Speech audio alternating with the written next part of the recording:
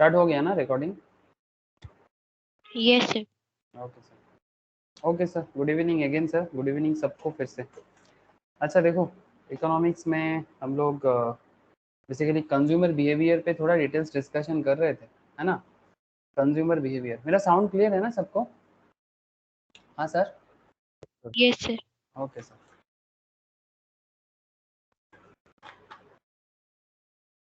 तो ये consumer behaviour जो है बेसिकली ये आप ऐसे बोल सकते हो कि ये डिमांड का एक्सटेंडेड पार्ट है ना? मतलब डिमांड जो है उसको तो विदाउट डिमांड मार्केट कुछ नहीं है ना? विदाउट डिमांड मार्केट क्या है? कुछ नहीं है। तो demand is very important, but demand के ऊपर जो एप्लीकेटिव एरिया है उसके लिए कंज्यूमर बिहेवियर बहुत इंपॉर्टेंट एक कॉन्सेप्ट है। तो कंज्यूमर बिहेवियर समझना बहुत ज़रूरी भी है। भाई कंज्यूमर वर्ल्ड वाइड क्या सोच रहा है ना? कंज्यूमर वर्ल्ड वाइड क्या सोच रहा है, उसके ऊपर बेस करके पूरा इकोनॉमी यहाँ से वहाँ, वहाँ से यहाँ घूमता रहता है ना? तो चलो मैं आप लोगों को कंज्यूमर बिहेवियर पे जो बाकी एरिया है उस पर डिस्कस करता हूँ। जैसे मुझे याद है सर, कंज्यूमर बिहेवियर पे दो इकोनॉमिक्स के बारे में मेनली पढ़ाया जाता है, मेनली दो माइक्रो इकोनॉमिक्स में। वन इज, क्या नाम है सर? बड़ा क्लासिकल है वो, क्लासिकल जो नाम है बताओ। Alfred Marshall. हाँ sir, very good, thank you, Alfred martial.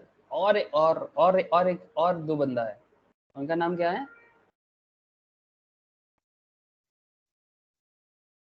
हाँ सर, और दो इंसान है, उनका नाम क्या बताओ? हिक्स एंड एलन, है ना? हिक्स एंड एलन, याद आ रहा है क्या? क्या सर, भूल गए क्या? चलो मैं स्क्रीन शेयर कर देता हूँ। एक हो गया अल्फ्रेड मार्शल सर और दूसरा हो गया हिक्स एंड एलन। तो अल्फ्रेड मार्शल सर का जो सबसे फेमस कॉन्सेप्ट है वो क्या है आप लोगों को पता है? लॉ ऑफ डिमिनिशिंग, क्या रे? लॉ ऑफ डिमिनिशिंग क्या? Marginal utility. Marginal utility, very good sir. ठीक है, अच्छा स्क्रीन शेयर है कि नहीं? Yes sir. Yes sir. तो law of diminishing marginal utility, ठीक है, law of diminishing marginal utility जो है वो आप लोग पता है सर, आप लोगों को बहुत अच्छे से, आप लोगों को पता है, सिर्फ अच्छे से नहीं बहुत अच्छे से पता है कि लॉ ऑफ डीएमयू क्या काम करता है, कैसे काम करता है। ये सब ग्राफ हम लोग कर चुके हैं ना, ये सब ग्राफ कर चुके हैं। तो आज मैं आपसे बात करूंगा कंज्यूमर सरप्लस के बारे में बात करूंगा, ठीक है? कंज्यूमर सरप्लस मैं लास्ट क्लास थोड़ा सा स्टार्ट किया था, आज मैं उसको तो कंप्लीशन में रखूंगा, ठीक है? तो कंज्यूमर सरप्लस क्या होता है, कंज्यूमर को सरप्लस को जो होता है उसके ऊपर बेस करके इकोनॉमी में क्या इफेक्ट आता है, और मोस्ट इम्पॉर्टेंट पार्ट जो है सर, मोस्ट इम्पॉर्टेंट आज मैं आपसे साथ स्टार्ट करूंगा सर। ये कंज्यूमर सरप्लस तो है और उसके साथ साथ मैं आपको बताऊंगा सर इंडिफरेंस कार्व। क्या बताऊंगा? Indifference curve analysis. Don't worry, सब समझ में आ जाएगा। स्टार्टिंग में सब चीज़ कैसा कैसा लगता है और उसके बाद सब चीज़ एकदम नॉर्मल फीलिंग आएगा। अच्छा, तो ठीक है, चलो देरी किस बात का फिर। तो क्योंकि लास्ट वीक हम लोग डीएमयू पढ़ चुके थे, फिर हम लोग कंज्यूमर सरप्लस पे बात करते हैं आज, ठीक है? तो याद आ रहा है कि नहीं आ रहा है?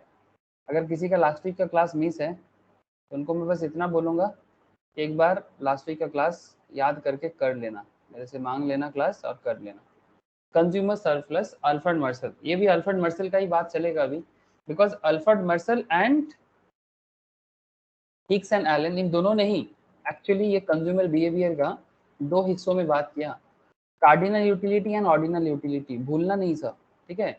दो तरह का यूटिलिटी के बारे में इन लोगों ने बात किया, एक का नाम बताया कार्डिनलिटी और दूसरे का नाम बताया ऑर्डिनलिटी।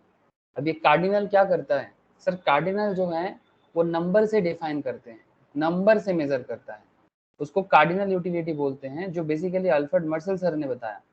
तो लास्ट दिन हम लोग जो लॉ ऑफ डीएमयू पढ़े थे, law of diminishing marginal utility, वो एक्चुअली कार्डिनल यूटिलिटी का ही एक क्या है सर, एक बहुत बड़ा मिसाल बोल सकते हो, एक कॉन्सेप्ट बोल सकते हो, जिसमें क्या होता है कि आप जैसे जैसे मोर यूनिट कंज्यूम करते जाते हो आपका यूटिलिटी कम होते जाता है ना सर। कोई भी प्रोडक्ट का more and more unit consume करोगे तो पहला यूनिट का यूटिलिटी या इंपॉर्टेंस आपके लिए जितना होता है, नेक्स्ट यूनिट का यूटिलिटी आपके लिए कम होते जाता है। याद है क्या, हम लोग वाटर मतलब पानी के ग्लास से हम लोग एग्जाम्पल किए थे कि मानो कि आपको बहुत जोर से प्यास लगता है, ठीक है, यू आर वेरी थर्स्टी, और ऐसे थर्स्टी सिचुएशंस में ये ग्लास ऑफ वाटर में सबसे ज्यादा यूटिलिटी कौन सा ग्लास का होगा सर, जल्दी बोलो। First class. फर्स्ट क्लास का। सेकंड क्लास का यूटिलिटी कम हो जाएगा, थर्ड क्लास का यूटिलिटी उससे और कम, फोर्थ क्लास का यूटिलिटी उससे और कम। इसीलिए ये एक कंज्यूमर बिहेवियर है कि जब वो बल्क में कोई चीज खरीदता है तो क्या बोलते हैं कि मैं कम पे करूंगा। हाँ सर, नॉर्मल रिटेलर के पास जाओ, रिटेलर जो होता है सर उसको क्या बोलते हैं, रिटेलर वर्सेस होलसेलर, जानते हो सर रिटेलर किसको बोलते हैं और होलसेलर किसको बोलते हैं। हाँ sir, who is called retailer and who is called wholesaler, क्या आइडिया है बोलो, अरे कुछ तो बोलो सर, आप लोग होलसेलर जहाँ से हम लोग बल्क में सामान लेते हैं। हाँ वेरी गुड। तो क्या हर और कोई जाता रिटेल है, हर कोई जाता है हाँ नहीं, रिटेलर नॉर्मली जाता है होलसेलर। हाँ, रिटेलर जाता है होलसेलर के पास और कंज्यूमर जाता है रिटेलर के पास। ये कॉमन कॉन्सेप्ट है सर, है ना, ये कॉमन कॉन्सेप्ट है। जैसे मानो कि अगर एक होलसेल शॉप कैसे देखने में होता है, चलो देखते हैं। होलसेल में क्या होता है कि ये होलसेल लहंगा मार्केट दिखा रहा है, wholesale market in Kolkata, wholesale market in Kolkata. चलो एक इमेज देखते हैं, बहुत सारा है, ये देखो भरा पड़ा है, मतलब जिसके पास, ये देखो जिसके पास नींबू है तो सिर्फ नींबू ही है। हाँ, ये फ्रूट्स होलसेलर है। जिसके पास कुर्ती है वो सिर्फ कुर्ती ही बेचता है। हाँ सर देखो 90 रुपीज में कुर्ती। हाँ, जिसके पास हार्डवेयर है उसके पास सिर्फ हार्डवेयर ही है और कुछ नहीं, वो एक ही चीज बेचता है, होलसेल में बेचता है। ठीक है, ये देखो होरिसा हाट है, ठीक है, होरिसा हाट, इसको गोरीवाड़ी हाट या खन्ना हाट भी लोग बोलते हैं। ठीक है, ये आपका श्याम बाजार एरिया में होता है एवरी संडे एंड वेडनेसडे। जानते हो कोई जो लोग कोलकाता से हो, नॉलेज होना चाहिए। हाँ sir, yes sir, Yes, sir. इसी लाऊं। हाँ यस सर, यहाँ पर सस्ता में अच्छी अच्छी चीज कभी कभी मिल जाता है और कुछ कुछ चीजें तो एकदम सस्ता में मिलता है, काफी सस्ता होता है। तो जो भी हो, these are basically wholesale market. ठीक है, होलसेल मार्केट, तो होलसेल मार्केट जो होते हैं वहां पर बल्क में चीज लेना पड़ता है, और नॉर्मली दुकानदार जो होते हैं ना सर, वो यहाँ से सामान लेके दुकान में जाके ऐसा सजा के बेचेगा ना, आप समझ में ही नहीं आएगा कि भाई इसका दाम इतना सस्ता में वो उठाया था। ठीक है, जैसे रिटेल मार्केट कैसे हो जाएगा, जैसे अभी क्या चीज का मार्केट आ गया सर, दिवाली का टाइम हो गया, दिवाली के टाइम पे क्या मिलता है, पटाखा। पटाखा मिलता है। पटाखा छोड़ो ना आप लोग, दिया जलाओ। हाँ, दिया जलाओ, ये क्या पटाखा बजाते रहते हो, हाँ पोल्यूशन करते हो, आवाज करते हो, पटाखा बैन कर देना चाहिए। सर इको फ्रेंडली पटाखा। इको फ्रेंडली पटाखा होता है, यस सर, कहाँ मिलता है इको फ्रेंडली पटाखा, दुकान से रखता है। हाँ इको फ्रेंडली पटाखा होता है, जो भी हो। देखो सर, ये देखो ये सर होता है। अच्छा, ये दिया का होलसेल देख रहे हैं सर, होलसेल में सिर्फ दिया ही बिक रहा है, लेकिन आपके घर के बगल में कोई एक दुकानदार है जिसके पास इतना सारा नहीं होगा, 15 piece 20 piece 50 piece hardly sell करेगा दिया के, मतलब जब दिवाली आएगा उस टाइम पे। जैसे दिवाली आ चुका है ऑलरेडी, है एकदम कगार पे है। I hope you understand. ये दिवाली के ऊपर बहुत अच्छा एक ऐड निकला था लास्ट ईयर, वो एक बच्चा जो है किस चीज का ऐड याद नहीं है, बट उसमें एक बड़ा अच्छा लाइन था, अम्मा की दिवाली हैप्पी बनाओ। हाँ सर, एक बहुत अच्छा मार्केटिंग ऐड था, देखा आप लोगों ने। ये सर साइकिल पे वो प्रचार करता है दिया का। हाँ, उसके उसके को उसका वो जाके बोलता है कि अम्मा दिया दे दो, तो फिर वो बोलता है कि क्या अम्मा कैसा दिवाली, हैप्पी दिवाली, बोले काय की हैप्पी, जब सारा का सारा चीजें बिक जाए तब हैप्पी। तो उसके दिमाग में चला कि भाई अम्मा का सारा सामान सेल हो जाना चाहिए, तो लड़का ने पूरा का पूरा मार्केटिंग करके ये वाला ऐड, हाँ अम्मा की दिवाली हैप्पी बनाओ। हाँ सर, ये कंज्यूमर बिहेवियर पे बेसिकली मार्केटिंग किया। हाँ, बहुत अच्छा ऐड देखना, मैं तो जब जब देखता हूँ मैं बहुत इंस्पायर होता हूँ ऐड से, मुझे बहुत अच्छा लगा ये ऐड का कॉन्सेप्ट। तो जो भी हो, there are lots of thing जो आप लोगों को सीखने को मिल जाएगा, अवेलेबल होता है। तो ये cardinal utility and ordinal utility का कॉन्सेप्ट अल्फ्रेड मर्सेल सर ने ये कार्डिनल कॉन्सेप्ट में नंबर्स में मैटर को देखा था, और ये हिक्स एंड एलन जिन्होंने ऑर्डिनल, मतलब इनका मानना है, हिक्स एंड एलन का क्या मानना है कि हर चीज को हम लोग रैंक करेंगे, मतलब बेसिकली रैंक किससे, कंजम्पशंस के ऊपर। आपका क्या बताऊं सर, यूटिलिटी कंज्यूम करके आपको एक सेटिस्फैक्शन मिलता है, तो सेटिस्फैक्शन के थ्रू से आप क्या करोगे, रैंकिंग करोगे, कंपेयर्ड और ranked. Satisfaction of 2 cup tea equals to 1 cup coffee, एक jeans equals to 2 T shirts. हाँ, किसी को टी शर्ट्स का उतना शौक नहीं होता, हाँ उसको जीन्स चाहिए होता है, कोई कोई होता है बहुत जीन्स का शौकीन है और एक टी शर्ट पहन के ही काम चला लेगा, इस तरह का बहुत लोग देखता हूँ। ठीक है, कोई कोई बोलते हैं नहीं नहीं पैंट कुछ भी हो जाए भाई, जीन्स वगैरह छोड़ो, इतना कौन जीन्स पे खर्चा करेगा, 4-5 टाइप का शर्ट पहन लेंगे बस, एक जीन्स पे काम चला लेंगे। हाँ sir, different kind of mentality वाले लोग होते हैं। क्या सर मैं सही बोला? अरे आप लोग तो आजकल ये सब ज्यादा समझते हो, मेरे से भी ज्यादा समझते होंगे। अरे हाँ ना, कुछ तो बोलो। Yes, sir. नहीं समझ आया? हाँ, सेटिस्फैक्शन लेवल डिफरेंट लोगों का डिफरेंट हो सकता है, ये सुनो।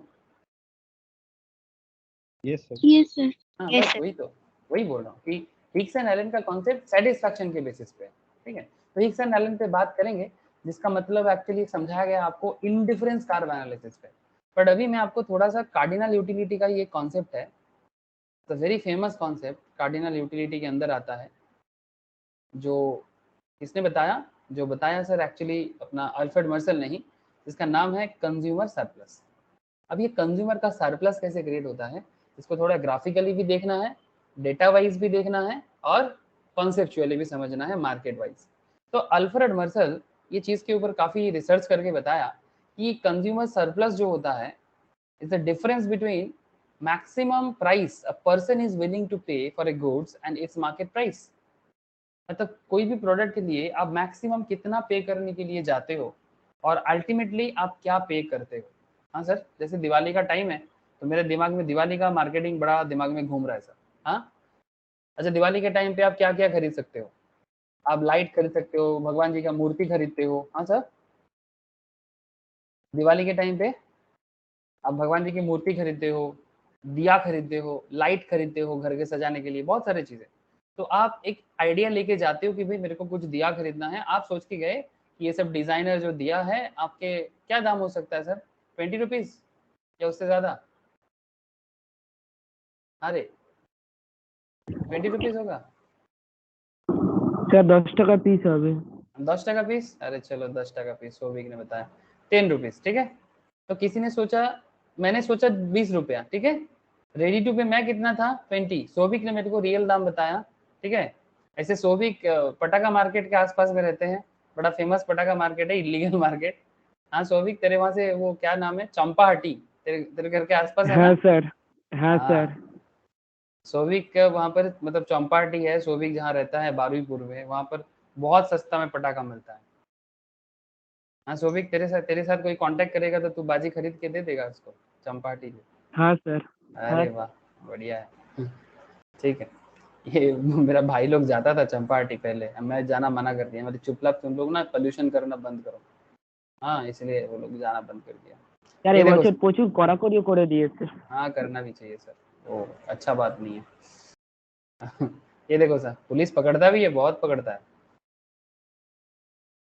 तो बेसिक कहने का मतलब है कि मैं सोच के गया था सर 20 रुपीज, लेकिन सोविक ने मेरे को बताया सर ये तो 10 टका का है।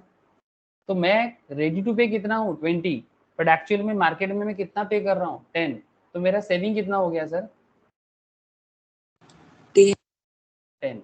समझ में आया? अगर सर इन सिंपल आप मुझे पूछोगे तो यही है कंज्यूमर सरप्लस, ठीक है। लेकिन अब इस मैटर को थोड़ा और इकोनॉमिक्स के वे में सोचना पड़ेगा, थोड़ा और इकोनॉमिक्स के वे में सोचना पड़ेगा। सर क्या बात करते हो? हाँ सर, चलो देखो कि क्या बात है, समझ में आ जाएगा। इसके ऊपर बेस करके इकोनॉमिक्स क्या क्या खेल खेलता है। सीएस का मतलब है, सीएस मतलब कंपनी सेक्रेटरी नहीं, यहाँ पर सीएस का मतलब है consumer surplus. What a consumer is ready to pay and what he actually pays. What a consumer ready to pay is taken in terms of MU. जो कंज्यूमर पे करना चाहेगा उसको मार्जिनल यूटिलिटी के हिसाब से बताया जा रहा है सर, ठीक है। And what he actually pays is taken in terms of price, ठीक है। So consumer surplus equals to क्या कहते हैं सर, एमयू माइनस पी। बात को समझा सर, जो आप एक्चुअल में पे कर रहे हो that is the price, and जो आप रेडी टू पे थे वो है आपका marginal utility. So ultimately marginal utility से अगर प्राइस को हटाओगे, मार्जिनल यूटिलिटी से अगर प्राइस को हटाओगे तो क्या मिलेगा, सरप्लस मिलेगा। सरप्लस मतलब जो एक्स्ट्रा बचेगा आपके पास। नाउ वेट, अभी भी खत्म नहीं हुआ। The concept is derived from the law of diminishing utility. ये जो कॉन्सेप्ट है ये एक्चुअली डिमिनिशिंग यूटिलिटी से ही अराइज किया है सर। कैसे? as the consumer purchase more units of a good, its marginal utility goes on diminishing। हाँ sir, अगर आप दिया खरीदने जाते हो, दिया मतलब समझते हो ना, इसको क्या बोलते हैं, प्रदीप बोलते हैं हम लोग, बंगाली में बोलते हैं प्रदीप, ठीक है, हिंदी में बोलते हैं दिया, और क्या बोलते हैं सर, दीपक। दीपक, हाँ दीपक भी बोलता है, दीपक, दिया, प्रदीप, अलग अलग नाम से बोलते हैं। हम लोग प्रदीप बोलते हैं ज्यादातर, आजकल हम लोग भी सीख गए दिया दिया बोलना, बट दिया नॉर्मली हिंदी में बोला जाता है दिया जलाओ, बट हम लोग बोलते हैं प्रदीप जलाओ। अभी बात क्या है सर अगरबत्ती है तो बोले नहीं, अगरबत्ती इज धूप, अगरबत्ती मतलब धूप, धूप जलाते ना सर, उसको अगरबत्ती बोलते हैं हिंदी में। अच्छा, तो अब बात क्या है, सपोज मानो कि आप क्या कितना खरीदने गए थे, आपके मन में था कि चलो जाते हैं दिया खरीदने, आप सोचे थे कि ऐसे 10 पीस लेंगे। हाँ सर, कितना लेंगे, 10 पीसेस। तो पहला 10 पीसेस के लिए आप रेडी टू पे अच्छा खासा था आपका, बट जैसे 10 पीस निकल जा रहा है, आपको लग रहा है थोड़ा और ले लेते हैं घर के, और थोड़ा कुछ और जगह में सजा लेंगे। तो अभी आपके मन में क्या चल रहा है कि जितना समय और बीतता जाएगा, मतलब जितना और ज्यादा जगह में आप दिया जलाओगे, तो आपका यूटिलिटी भी थोड़ा क्या हो रहा है, मतलब ये एक एक्स्ट्रा है। तो आपका मेन यूटिलिटी से सेकेंड यूटिलिटी कम होते जा रहा है। तो आप 10 पीस लेने के बाद आप क्या बोलोगे, कम दाम दो। हाँ सर, 10 पीसेस के बाद आप उतना दाम, अगर एक दिया का 10 टका बोल रहा था, अब 10 पीस के बाद आप बोलोगे दादा इतना नहीं देंगे, आपको 7 टका करके देंगे। ऐसा बोलोगे कि नहीं बोलोगे, जब आपका जरूरत कम हो जाएगा। हाँ सर, जब आपका यूटिलिटी कम हो जाएगा तब आप क्या करोगे, कम देने का बात करोगे कि नहीं करोगे। अरे हाँ ना, कुछ तो बोलो। Yes sir. Yes sir. Yes ना। तो यही कॉन्सेप्ट यहाँ पर आपका कंज्यूमर सरप्लस में कैसे काम करता है, देखो बोलता है the concept is derived from the law of diminishing utility. as the consumer purchase more units of a good, its marginal utility goes on diminishing। जैसे जैसे आपका नंबर ऑफ यूनिट्स बढ़ता जाता है, आपका यूटिलिटी भी कम होता है। अब consumer is in equilibrium when mu equals to p। अब कंज्यूमर कब तक जाएगा, कंज्यूमर का इक्विलिब्रियम अचीव होता है जब तक marginal utility equals to p ना हो जाता। सर ये क्या बात हुआ, सर देखो सर बड़ा इंटरेस्टिंग खेल है। कंज्यूमर तब तक जाएगा, कंज्यूमर का एक इक्विलिब्रियम कंडीशन बनता है, ये इक्विलिब्रियम कंडीशन उस पॉइंट में जाके बनेगा जब तक marginal utility equals to price ना बन जाता। सर ये कैसे, but for preceding units the MU greater than P, but उससे पहले वाला यूनिट में मार्जिनल यूटिलिटी प्राइस से ज्यादा होगा, he actually pays for them. This is because the price is constant for him. Now शायद आपको क्लैरिटी नहीं आया, यस मैं समझ सकता हूँ, इट्स नॉट एग्जैक्टली क्लियर, थोड़ा थोड़ा ऐसा लग रहा है कि हाँ सर समझ में आ रहा है बट नॉट एग्जैक्टली। अब देखो खेल क्या है सर, आप क्या खरीदने गए सर, दिया खरीदने गए, ठीक है, दिया परचेस, कितना दिया लेना है, 1 2 3 4 5 6 7, ठीक है, नंबर ऑफ यूनिट्स बढ़ते जा रहा है। सर जब आपके लिए पहला वाला दिया बहुत इंपॉर्टेंट है, तो इसके लिए आपका मार्जिनल यूटिलिटी क्या होगा सर, सबसे ज्यादा होगा। अरे अरे घर में दिया जलाना ही पड़ता है, Yes, sir. काली पूजा और दिवाली के टाइम Yes, sir. पे दिया मास्ट है, अमावस्या तिथि में होता है। मेन रीजन जानते हो ना, जैसे अमावस्या तिथि होता है बोलते हैं इसको, काली पूजा इज आल्सो बंगाल में सेम कारण में होता है, बट काली पूजा का थोड़ा रीजन अलग है, और लक्ष्मी गणेश जी का जो पूजा होता है, जो दिवाली में पूजा होता है, उसका थोड़ा रीजन अलग है, बट दोनों का एक कॉमन पॉइंट है, दोनों पॉइंट में ही दिया जलाया जाता है। काली पूजा के लिए भी दिया जलाया जाता है, और लक्ष्मी गणेश जी का जो दिवाली का पूजा होता है, दोनों में, ठीक है। जैसे मेरे घर में बंगाली कल्चर फॉलो होता है, मैम के घर में मारवाड़ी कल्चर फॉलो होता है, तो इसलिए मेरे को थोड़ा सा ना ये सब रिसर्च करने का मौका मिलता है कि मैम के घर में लक्ष्मी गणेश जी का पूजा होता है और मेरे घर में काली पूजा का जो रिचुअल्स होता है वो पालन किया जाता है, पर दोनों में एक चीज कॉमन है, दिया जलाने का सिस्टम, मोमबत्ती जलाने का सिस्टम कॉमन है। तो point is very simple sir, कि ये जो मार्जिनल यूटिलिटी देखो आप, कि पहला यूनिट आपके लिए बहुत जरूरी है, दिया तो जलाना ही पड़ेगा, मस्ट है, इस दिवाली में, काली पूजा में दिया तो जलाना ही पड़ेगा। तो मार्जिनल यूटिलिटी 30 हियर, एंड लेकिन आप कितना पे कर रहे हो सर? 20। मार्केट में जब आप गए तो आप देख रहे हो कि एक्चुअली आप पे कर रहे हो 20, तो आपको कितना सरप्लस हो रहा है सर? 10 रुपीज, ठीक है। लेकिन सेकेंड यूनिट के लिए आपका यूटिलिटी क्या हो जाएगा सर? थोड़ा सा कम। पहला दिया से सेकेंड दिया, दिया तो जला लिए ना, मतलब दिया जलाने का जो रिचुअल्स है, रिचुअल्स क्या है, रिचुअल्स जो होता है ना सर, वो मैंडेटरी होता है, करना पड़ता है। हाँ सर, रिचुअल्स मैंडेटरी है, ये नियम है, कुछ नियम जरूरी है पालन करना ना, कुछ नियम बहुत जरूरी होता है, मैं भी मानता हूँ। कभी अगर आपको तर्क करना हो, अलग से क्लास देंगे, तर्क कीजिएगा, सर ये नियम अच्छा नहीं है, वो नियम अच्छा नहीं है, हर नियम के पीछे कुछ ना कुछ लॉजिक है। जिस दिन आपको लॉजिक पता चल जाएगा, आप भी उतना ही सेलिब्रेट करोगे जितना पुराने लोग करते हैं, ठीक है। करना चाहिए सर, बहुत जरूरी है। तो दिया परचेस का रिचुअल्स के कारण एक दिया जलाना मैंडेटरी था, तो आप उसके लिए 30 रुपीज भी पे करने के लिए रेडी थे। बट जब आप मार्केट में गए, आप देख रहे हो कि भाई 20 रुपया में मिल रहा है, तो 30 आपका यूटिलिटी था, मतलब यूटिलिटी के लिए आप पहला यूनिट के लिए रेडी टू पे थे, बट एक्चुअली पे किया 20, तो सरप्लस हो गया 10। बट सेकेंड यूनिट के लिए उतना जरूरी नहीं है, बट आप थोड़ा सजावट करना चाहते हो, ठीक है, एक भगवान के सामने, एक तुलसी मंच के सामने, हाँ ऐसे होता है ना, घर घर में तुलसी मंच, हाँ हरि हरि भगवान का पूजा नॉर्मल एक कल्चर होता है हमारे देश में, ठीक है। तो सेकेंड यूनिट के लिए आप कितना पे कर रहे हो? 28 रुपीज, मतलब आपका रेडी टू पे है, यू रेडी टू पे 28, बिकॉज उतना जरूरी नहीं है, मेन दिया तो जल गया, अब दूसरा दिया थोड़ा सा घर को और थोड़ा सा सजाने के लिए, दोस्त लोग आएंगे घर में, उनको दिखाने के लिए, चलो भाई देखो मैं कितना अच्छे से मतलब डेकोरेट किया हूँ। हाँ, दिवाली का डेकोरेशन बड़ा अच्छा लगता है सर, मैं भी करता हूँ, ठीक है। तो सेकेंड यूनिट के लिए 28 पे करने के लिए रेडी है, बट आप मार्केट में जब गए क्या मिल रहा है सर? 20 में मिल रहा है, ठीक है। कितना सेव कर लिया सर? 8 रुपीज, है ना। थर्ड यूनिट के लिए यू रेडी रुपीज 26, बट कितना पे कर रहे हो? 26 सरप्लस। फोर्थ के लिए 24, कितना रेडी टू पे है? 20, कितना सरप्लस हो गया? 4। फिफ्थ के लिए 22 रुपीज पे रेडी टू पे है, कितना दे रहे हो सर? 20, तो सरप्लस हो जाएगा 2।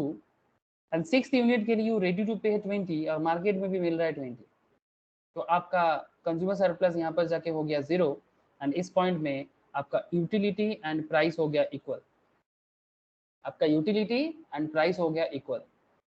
एंड सेवेंथ यूनिट में आप रेडी टू पे एट 18 करोगे, बट मार्केट आपको 820 ही मांगेगा। मतलब जो सप्लायर है ना सर, जो दुकानदार है, सप्लायर मतलब दुकानदार, दुकानदार 20 के नीचे नहीं देगा आपको, बिकॉज उसने एक होलसेल कॉन्सेप्ट लगा लिया, बिकॉज सीजनल बिजनेस है, ज्यादा कम नहीं करेंगे, ज्यादा मतलब बहुत ज्यादा भी चार्ज नहीं करेंगे, थोड़ा पहले पहले आएगा, थोड़ा ज्यादा ले लेंगे, डिमांड ज्यादा रहेगा तो, बट लास्ट के दिन पे तो वो बहुत सस्ता में छोड़ देता है, बिकॉज उसको पता है कि जैसे दिवाली का ये हाइप खत्म हो जाएगा, लोग और ये सब खरीदने नहीं आएगा, है ना। तो एक एंड मोमेंट में वो थोड़ा सस्ता में छोड़ेगा, ये तो गारंटी है। तो कोई कोई दुकानदार है कि भाई चलो भाई इतना दामादामी नहीं करना है, जितना लेना है लो, होलसेल मार्केट में ले लो, भर भर के ले लो 20 रुपए में, लेकिन वो 20 से 1 टाका कम नहीं करेगा आपको। बट आप बोल रहे हो नहीं मैं 7 यूनिट ले रहा हूँ, मेरे को 18 कर दो, फिर supplier is not ready, supplier is not ready. So आप क्या बोलोगे? तब छोड़ दो, नहीं लेना है। हाँ, आप क्या बोलोगे? नहीं लेना है, ठीक है, इतना ही छोड़ दो, क्योंकि आपके हिसाब से नहीं जा रहा है ना, मतलब कंज्यूमर के हिसाब से और नहीं हो रहा है, अब सप्लायर के हिसाब से ही चलना पड़ेगा। अब ये कंज्यूमर सरप्लस का लड़ाई तो हो गया, लेकिन इंटरेस्टिंग फैक्ट क्या आके रुका सर? इंटरेस्टिंग फैक्ट ये हो गया कि कंज्यूमर तब तक अपना खेल खेलता गया, डिमांड का खेल खेलता गया, जब तक वो इक्विलिब्रियम में नहीं आया। और इक्विलिब्रियम क्या है? जिस पॉइंट में आके उसका यूटिलिटी का प्राइस और एक्चुअल मार्केट का प्राइस, मतलब जो वो पे कर रहा है और जो वो सोच के आया था यूटिलिटी के लिए, तो 20 इक्वल्स टू 20, इस पॉइंट में आके उसका सरप्लस हो जाता है 0। इतना देर तक उसका इक्विलिब्रियम चलता है। बात कुछ समझ में आया सर? Yes sir. है ना। सो इससे क्या चीजें समझ में आया सर? इससे एक बड़ा इंटरेस्टिंग चीज समझ में आया सर, आप एक चीज ख्याल नहीं किए शायद इतना स्टोरी में। सर दुकानदार को पता होता है कि कंज्यूमर कहाँ तक नीचे आने का सोचेगा, मतलब एक कंज्यूमर कहाँ तक अपना बार्गेन पावर को खींच के लाएगा। देखो सर वो 20 तक अपना बार्गेन पावर को खींच के नीचे लाया। तो this is known by home, this is known by supplier. ये सप्लायर को पता है कि भाई जो कस्टमर है वो उतना दाम तक तो आएगा ही, तो मैं क्या दाम फिक्स करूंगा मार्केट में, 20 रुपीज।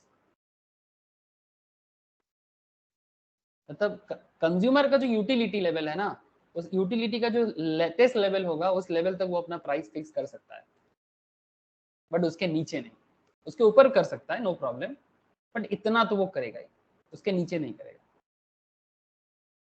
डिपेंडिंग ऑन दी अलग अलग प्रोडक्ट, अलग अलग कॉन्सेप्ट। ये तो 20 और ये जो भी मैंने यहाँ पर बताया इट्स जस्ट एन एग्जांपल। आप कोई भी चीज में ये कॉन्सेप्ट लगा सकते हो। दुकानदार क्या दाम में प्रोडक्ट को सेल करेगा और कस्टमर बार्गेन करते करते कहाँ से कहाँ तक अपना रेडी टू पे का मार्जिनल यूटिलिटी के लिए नीचे, मतलब बेसिकली बार्गेन करते करते प्राइस पे आएगा। बस उतना तक आएगा जहां पर जाके सप्लायर भी और उसके नीचे नहीं जाएगा। तो जो होलसेल वाले होते हैं ना वो थोड़ा सा ऐसे ही ढीठ हो जाते हैं, नहीं कुछ भी कर लो भाई हम इससे नीचे नहीं देंगे आपको। देखना कई बार दुकानदार ऐसे करता है कि आप कुछ भी बोल दो वो उसके नीचे नहीं उतरता है, जिसका मतलब जिसपे उसका और कोई फायदा नहीं है। कुछ समझ में आया statistics? Yes sir. Yes sir. ठीक है, इंटरेस्टिंग है कि नहीं है कॉन्सेप्ट? अरे very interesting concept. Yes sir. Market कैसे चलता है आपको समझ में आना चाहिए। अभी सेम पैटर्न को अगर हम ग्राफ में प्लॉट करें तो, इसी चीज को अगर ग्राफ में प्लॉट कर दिया जाए तो ग्राफ देखने में कैसा होगा? देखो ग्राफ देखने में कैसा होगा, क्योंकि हम लोग अभी कंज्यूमर के पॉइंट ऑफ व्यू से सोच रहे हैं, हमारा सोच अभी किसके पॉइंट ऑफ व्यू से है? कंज्यूमर के पॉइंट ऑफ व्यू से है। जब सप्लायर के हिसाब से सोचेंगे तब सप्लायर वाला देख लेंगे। But it's a very simple concept sir. देखो सर आप इधर क्वांटिटी को डिटरमाइन कर दो एक्स एक्सिस में, ठीक है? आपको तो पता ही है हम लोग एक एक्स एक्सिस बनाते हैं और एक वाई एक्सिस बनाते हैं, है ना? This is X axis, is Y axis जो ऑलरेडी ड्रॉ किया हुआ है ना?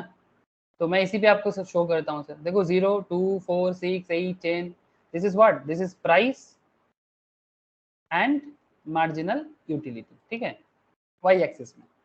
अब क्वेश्चन है कि सर इसको ड्रॉ कैसे कर रहा है? सर कुछ नहीं करना है, जो 20 रीजियन है ना ये तो फिक्स है ना, ये 20 रीजियन को फिक्स कर दो। मतलब कुछ भी हो जाए मार्केट में दाम जो है 20 होगा।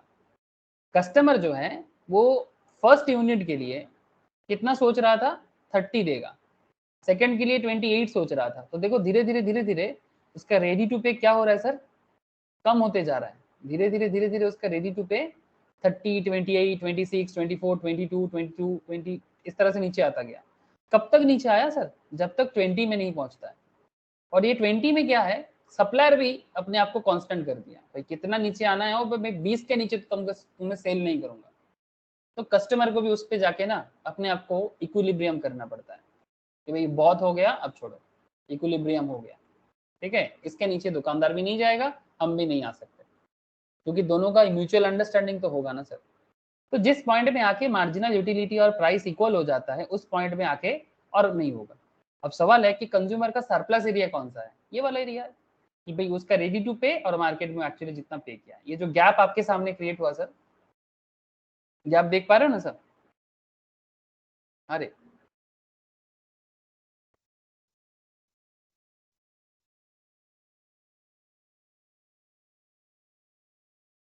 ये गैप दिखाई दे रहा है ना? ये जो गैप है ये Yes, sir. गैप ये गैप बेसिकली आपको क्या शो कर रहा है कि this is the surplus area. मतलब अगर एक सरप्लस को एरिया वाइज डिनोट किया जाए तो आप इस तरह से सरप्लस एरिया को डिनोट कर सकते हो, this is the consumer surplus area.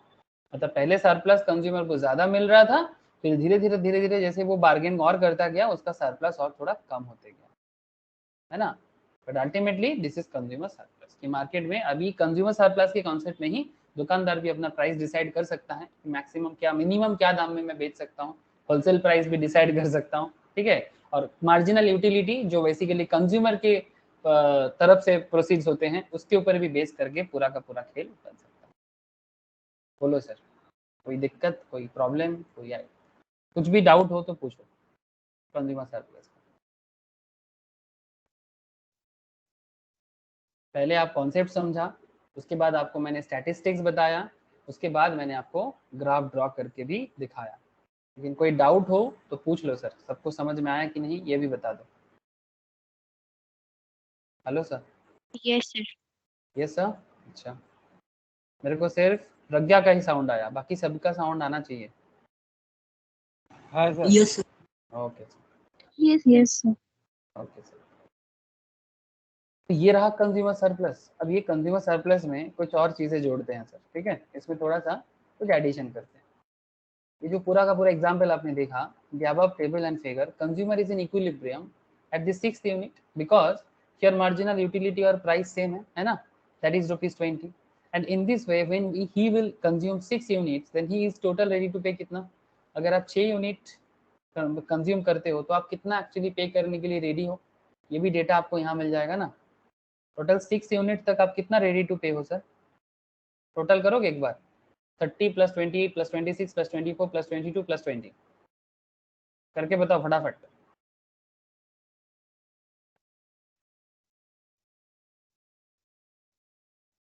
150। 150। और आप एक्चुअल में पेमेंट कर कितना रहे हो,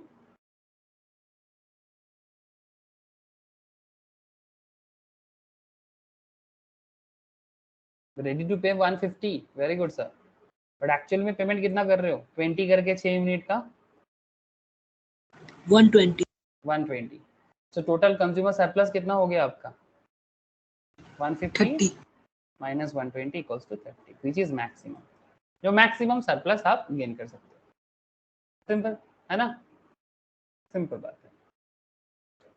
अजम्पशन लिया जाता है सर जब ये इस तरह का डिमिनिशिंग मार्जिनल यूटिलिटी कॉन्सेप्ट यहाँ पर फॉलो हुआ ना सर, अरे जितना नेक्स्ट यूनिट के लिए कम दाम पे करना है ना, तो डीएमयू के बेसिस पे ही बनाया गया है। तो assumption sir mention in law of DMU, ये जो पूरा कंज्यूमर सरप्लस का कॉन्सेप्ट है ये पूरा लॉ ऑफ डीएमयू पे बेसिस है। और लॉ ऑफ डीएमयू डिमांड पे हम लोग पढ़े हैं, इवन लास्ट वीक पूरा का पूरा डीएमयू पे ही, मतलब डिमिनिशिंग मार्जिनल यूटिलिटी पे ही हम लोग मतलब बेसिकली पूरा डेडिकेट कर दिए। कुछ लिमिटेशन भी है इस तरह का कॉन्सेप्ट में, consumer surplus can not be measured because it is difficult to measure DMU. हाँ ये बात तो है, ये बहुत मतलब डिफिकल्ट मैटर है, मतलब जो क्रिटिसाइज करना चाहता है सर, जो लोग क्रिटिसाइज करना चाहता भी है और मतलब करके भी रखा है, अब उनका भी कॉन्सेप्ट एक बार देख लो। इनका मानना है कि भाई कंज्यूमर कौन सी चीज के लिए कितना रेडी टू पे रहेगा, इस पे आप कैसे डिसाइड कर सकते हो। हाँ सर, किस कस्टमर का क्या नॉलेज है मार्केट के ऊपर, किसको पता है। हाँ सर, जैसे मैं आपको एक चीज बताता हूँ, कुछ दिन पहले दुर्गा पूजा के टाइम पे मैं एक जगह में थोड़ा सा घूमने के लिए गया था, ठीक है, तो मैं एक्चुअली ऑटो कर रहा था, तो सामने एक आसपास में स्टेशन था, तो उस स्टेशन में मैं ऑटो कर रहा था। तो ऑटो लेने के टाइम पे तो ऑटो वाला अच्छा था, तो उसके चाय दुकान भी था, तो मैं उसके चाय दुकान में कुछ दिन चाय भी पिया। वो ऑटो वाला आके मेरे को बोलते दादा स्टेशन जाना है क्या, तो मैं बोलता हूँ हाँ दादा स्टेशन जाना है। तो मैं बोलता हूँ उसको कितना लेना है, तो वो मेरे को बोलता है कि दादा 100 रुपया लेना है।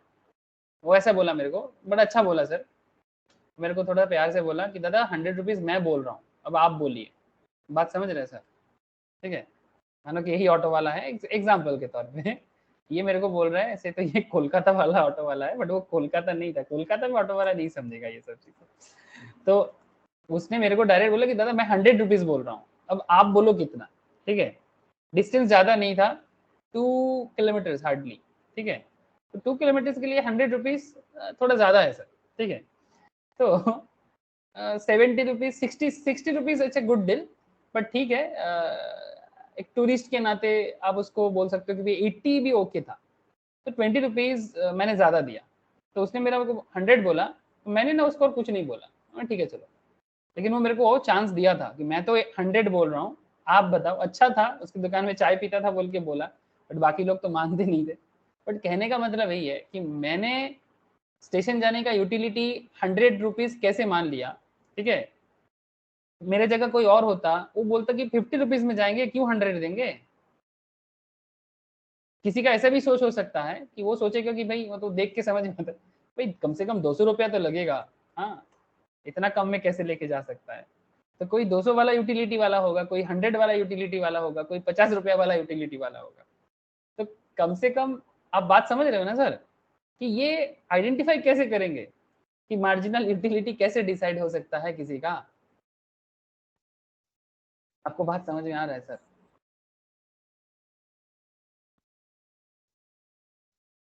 Hello, Yes, sir. ये क्यों डिफिकल्ट है? अगर रियल लाइफ में इट्स रियली डिफिकल्ट। क्या सही बात है कि नहीं है सर? सबका मेजरमेंट कॉन्सेप्ट, सबका मार्केट नॉलेज, सबका पेमेंट करने का इच्छा इक्वल नहीं होता। मुझे याद है जब मैं कॉलेज में पढ़ता था तो उस टाइम पे मेरे पास जितना मतलब घर से पैसा मिलता था, जेन्युइन बात बोल रहा हूँ, आप लोगों से मैं कुछ छुपाता नहीं हूँ। तो जो भी मेरे रियल एक्सपीरियंस है मैं शेयर करता हूँ। तो कभी कॉलेज लाइफ में जैसे कभी लंच मतलब दोपहर के टाइम पे अगर लंच करने का मन करता था, तो एक बार ऐसा हुआ कि मेरे को लंच करने का बड़ा शौक हुआ कि बहुत दिन मतलब अच्छे से रेस्टोरेंट में लंच नहीं किया। तो अगर किसी रेस्टोरेंट में 100 रुपीज का लंच बोलता था ना, तो मेरे को ऐसा लगता था कि बहुत महंगा है। मैं जेन्युइन बात कर रहा हूँ आपसे, बट इट्स एवरेज। 100 रुपीज का लंच पर प्लेट, इट्स एवरेज। बट मेरे को बहुत एक्सपेंसिव लगता था उन दिनों। आज मेरे को ऐसा फीलिंग होता है ये क्या बात है, 100 रुपीज में क्या मिलता है, ये आज का फीलिंग है। बट मैं अगर आपको 10 ईयर्स बैक में बात कर रहा हूँ, तो उन दिनों मेरे को 100 रुपीज का लंच बहुत महंगा फीलिंग आता था सर। बिकॉज पॉकेट मनी बचाने के मतलब जितना खर्चा होता था, मेस का खर्चा मतलब पीजी का खर्चा, कॉलेज का ट्यूशन वगैरह जितना बहुत होता था, उसके बाद 100 रुपीज का लंच मेरे को बहुत एक्सपेंसिव लगता था। मेरे को ऐसा फीलिंग होता था कि भाई 50 रुपीज के अंदर कर दो ना, मतलब लंच खाना है तो 50 रुपीज में, बट लेकिन क्वालिटी भी एक मेंटेन करना पड़ता है ना। अब कहीं पर भी जाके खा नहीं सकते, 50 रुपीज वाला बहुत जगह मिलता है, बट 50 रुपीज में आपको थोड़ा क्वालिटी वाला जगह में नहीं मिलेगा। तो मेरे को बहुत गुस्सा आता था मनी मन में कि भाई जो मैं क्वालिटी सोच रहा हूँ क्या वहां पर 50 में नहीं मिल सकता। जो भी हो, मैं गुस्सा करके क्या कर सकता हूँ, वो मेरा यूटिलिटी था। अब दुकानदार के हिसाब से अगर बराबर में मैच करेगा तो बनेगा, नहीं तो नहीं। तो एक बार ऐसा हुआ कि मैं खाना खाया और फिर दुकानदार मेरे को बोल रहा है दादा 100 रुपीज हुआ है। नॉर्मली भेज खाना पसंद करता था, तो एक भेज थाली लिया 100 रुपीज। बहुत गुस्सा आया मेरे को, हाँ इसका 100 रुपीज। फिर नेक्स्ट दिन से मैं अगला 6 महीना रेस्टोरेंट में खाना बंद कर दिया, नहीं खाना है। It's just a feeling sir, आप समझ रहे हो ना सर, अपना पर्सनल एक्सपीरियंस। बट आज अगर कोई मेरे को पूछता है 100 रुपीज क्या है, चलो नॉर्मल बात होगी, ये कोई बात हुआ क्या, 100 रुपीज में क्या होता है? Just a simple concept. The consumer surplus cannot be measured because it is difficult to measure the EME. In the case of necessaries, the marginal utilities of the earlier units are highest. In such case, consumer surplus is always infinite. Yes, necessary goods के case में marginal utility बहुत high होता है पहले unit का, ठीक है। तो उस केस में तो उसका सरप्लस इनफाइनाइट लेवल तक जा सकता है ना, जो नेसेसिटी है बहुत जरूरी है। अब उसके लिए आप कुछ भी पे करने के लिए रेडी हो, और क्या उसका दाम डिसाइड करोगे? Consumer surplus is affected by the availability of substitutes.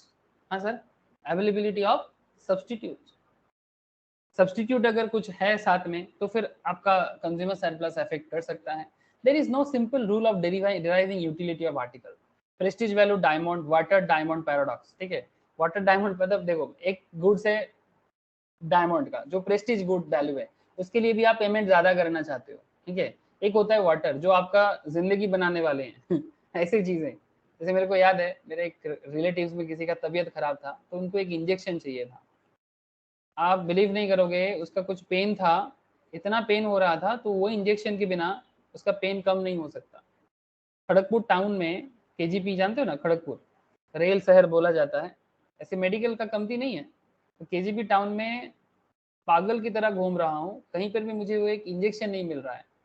तो डॉक्टर बोल रहे कि हम लोग के पास खत्म हो गया, आप कैसे भी करके ये इंजेक्शन जुगाड़ करो, नहीं तो मैं आपके पेशेंट का पेन कम नहीं कर सकता। तो मैं पागल की तरह पूरा खड़गपुर टाउन घूम रहा हूँ, कभी टैक्सी से, कभी ऑटो से, कभी बाइक से, किसी का कहीं पर भी मुझे नहीं मिला। फिर लास्ट में जाके मेरे को एक दुकान मिला जहां पर मुझे वो इंजेक्शन मिला। सर बोल सकते हो इंजेक्शन का मेरे से क्या दाम लिया था?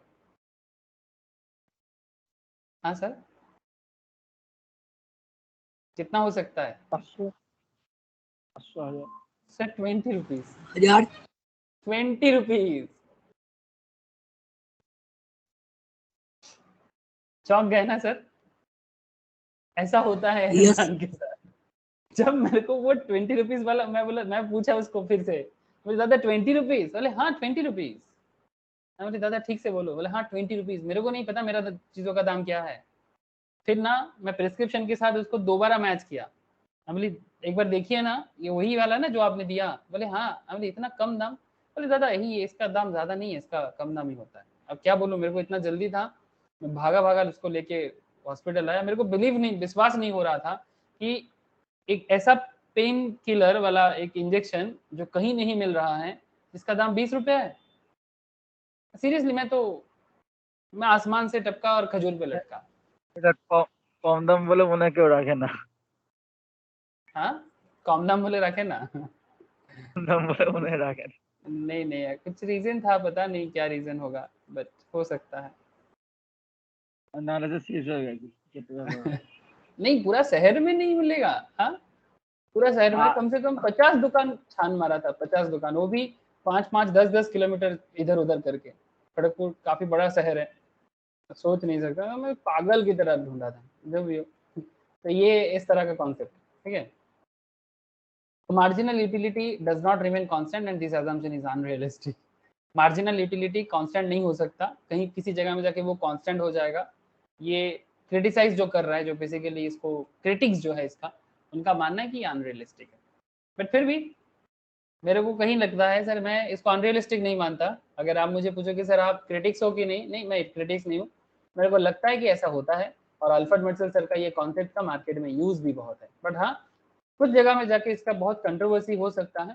बट मुझे भी लगता है कि यस, कंज्यूमर सरप्लस जैसा concept is not exactly unrealistic, इसका रियलिटी है। बट हाँ, जितना आप लोग और इकोनॉमिक्स पढ़ोगे और जितना सोच पाओगे, आपको भी अपना नॉलेज बिल्ड होगा और फिर आप भी तर्क कर सकते हो। तर्क समझते हो ना, डिबेट कर सकते हो कि कितना कितना जस्टिफाइबल है और कितना जस्टिफाइबल नहीं। सर चलो, आखिर बोलते बोलते इंडिफरेंस कार तक पहुंच ही गए। सर इंडिफरेंस कार क्या है? सर तब से मैं आपको बातें कर रहा हूँ लास्ट 2 क्लास से, दैट इज कंज्यूमर बिहेवियर पे, अल्फ्रेड मर्सेल सर, अल्फ्रेड मर्सेल। अभी अल्फ्रेड मर्सेल को भूल जाओ कुछ दिनों के लिए, अभी बात करते हैं सर इंडिफरेंस कार्व एनालिसिस पे, हिग्स एंड एलन को। सर ये क्या बोलता है? ये सेटिस्फैक्शन लेवल से बात करता है। सेटिस्फैक्शन लेवल, ऑर्डिनलिटी, रैंक देता है, 1 कप चाय equals to 2 cup coffee kind of, ठीक है। इट्स ऑर्डरिंग प्रेफरेंस, आपको जो पसंद है उसके हिसाब से आप काम करो। किसी को किताब पढ़ना अच्छा लगता है, किसी को मूवीज देखना। अच्छा, आप में से किसी को कौन कौन ऐसा है जिनको बुक्स पढ़ना अच्छा लगता है? जेन्युइनली बोलना सर, कि अगर आपको एक अच्छा बुक्स दिया जाए, ठीक है, आपके आपके पापा के पास, पेरेंट्स के पास पैसा जितना है, सपोज मानो एक मतलब मंथ में आपको अगर एक किताब खरीदना होगा तो उसके लिए 1000 रुपीज़, ठीक है। और अगर एक मूवीज देखना है तो उसके लिए भी 1000 रुपीज़ सिनेमैक्स में, ठीक है। तो आप में से कितना जन हो जो सर बुक्स को चूज करोगे मूवीज के बना? सर बुक्स बुक्स আমি कौन था? सृजिता ना नाताशा के छिलो এটা? আমি প্রিয়াক্ষী प्रियाक्षी, प्रियाक्षी नताशा। अच्छा, प्रियाक्षी, नताशा, नाम बताना सर। और बुक्स में স্যার আমার দুটো বই, দুটো গোয়েন্দা বই?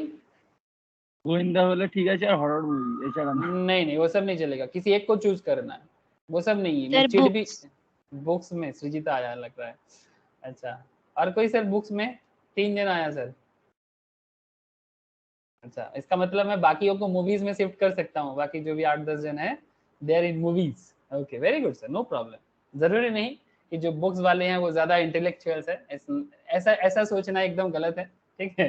हाँ, किताब अगर मुझे बोलोगे तो मैं बुक्स में चला जाता हूँ। করবো কারণ हाँ? মুভিতে স্যার প্র্যাকটিক্যাল এন্ড থিওরিটিক্যাল দুটোই একসাথে দেখা যায়, মানে জানা যায়। মানে नहीं, ऐसा বুক बात থেকে नहीं যেমন है। থিওরিটা ঠিকঠাক হয় কিন্তু প্র্যাকটিক্যালটা মানে ইমাজিনেশনটা ঠিকঠাক হয় না। ये डिपेंड करता সেটা है স্যার तेरे नॉलेज पे। जो किस किताब থেকে তো पढ़ते হতে हैं, পারে। जैसे जैसे मैं एक सिंपल एग्जांपल देता हूँ। जैसे मैं बंगाली किताब बचपन में बंगाली स्टोरी बहुत पढ़ता था, तो मेरा बहुत फेवरेट कैरेक्टर था सर फेलुदा। आई होप आप लोगों में से भी बहुत लोगों का होगा फेलुदा कैरेक्टर। আচ্ছা हाँ ফেলুদা सर, আমারও हाँ, मेरा बहुत फेलुदा। पसंदीदा कैरेक्टर था फेलुदा। आज भी मतलब मैं इतना बड़ा हो गया, आज भी मुझे फेलुदा फिर से पढ़ने कोई बोलता है ना, पूरा फेलुदा सीरीज, हाँ फेलुदा मतलब पूरा 7 सीरीज जो था, मैं बचपन में सारा का सारा छान मार दिया था जब मैं क्लास 5 में पढ़ता था, ठीक है। उन दिनों मेरा नॉलेज भी इतना लैंग्वेज का इतना अच्छा नहीं था, लेकिन फिर भी मेरे को बहुत अच्छा लगा। बाद में जब मैं फेलुदा मूवी देखा, पुराना मूवी सौमित्र चट्टोपाध्याय का जो था, लाइक जॉय बाबा फेलुनाथ या सोनार केरला, मैं एंजॉय किया। बट फिर भी मुझे बुक्स पढ़ के जो इमेजिनेशन आया ना सर, वो वाला फीलिंग आज मुझे मूवी देख के नहीं आया। मतलब इट्स सिंपल, लेकिन फिर भी मुझे मूवीज भी पसंद आता है, बहुत पसंद आता है। बट अगर मुझे पूछोगे तो ये मेरा पर्सनल है। जैसे अगर आप मैम से पूछोगे ना तो मैम किताब नहीं, मैम मूवीज लेंगे लेकिन इंटेलिजेंसी पे मैम हमसे काफी आगे जाता है, मैं देखा तो ऐसा नहीं है। बुक्स पढ़ के किसी को इमेजिन करना अच्छा लगता है, किसी को मूवीज देख के इमेजिनेशन आता है, ये डिपेंड करता है, मैन टू मैन वेरी करता है।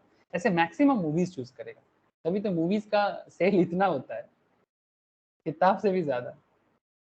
हाँ सर,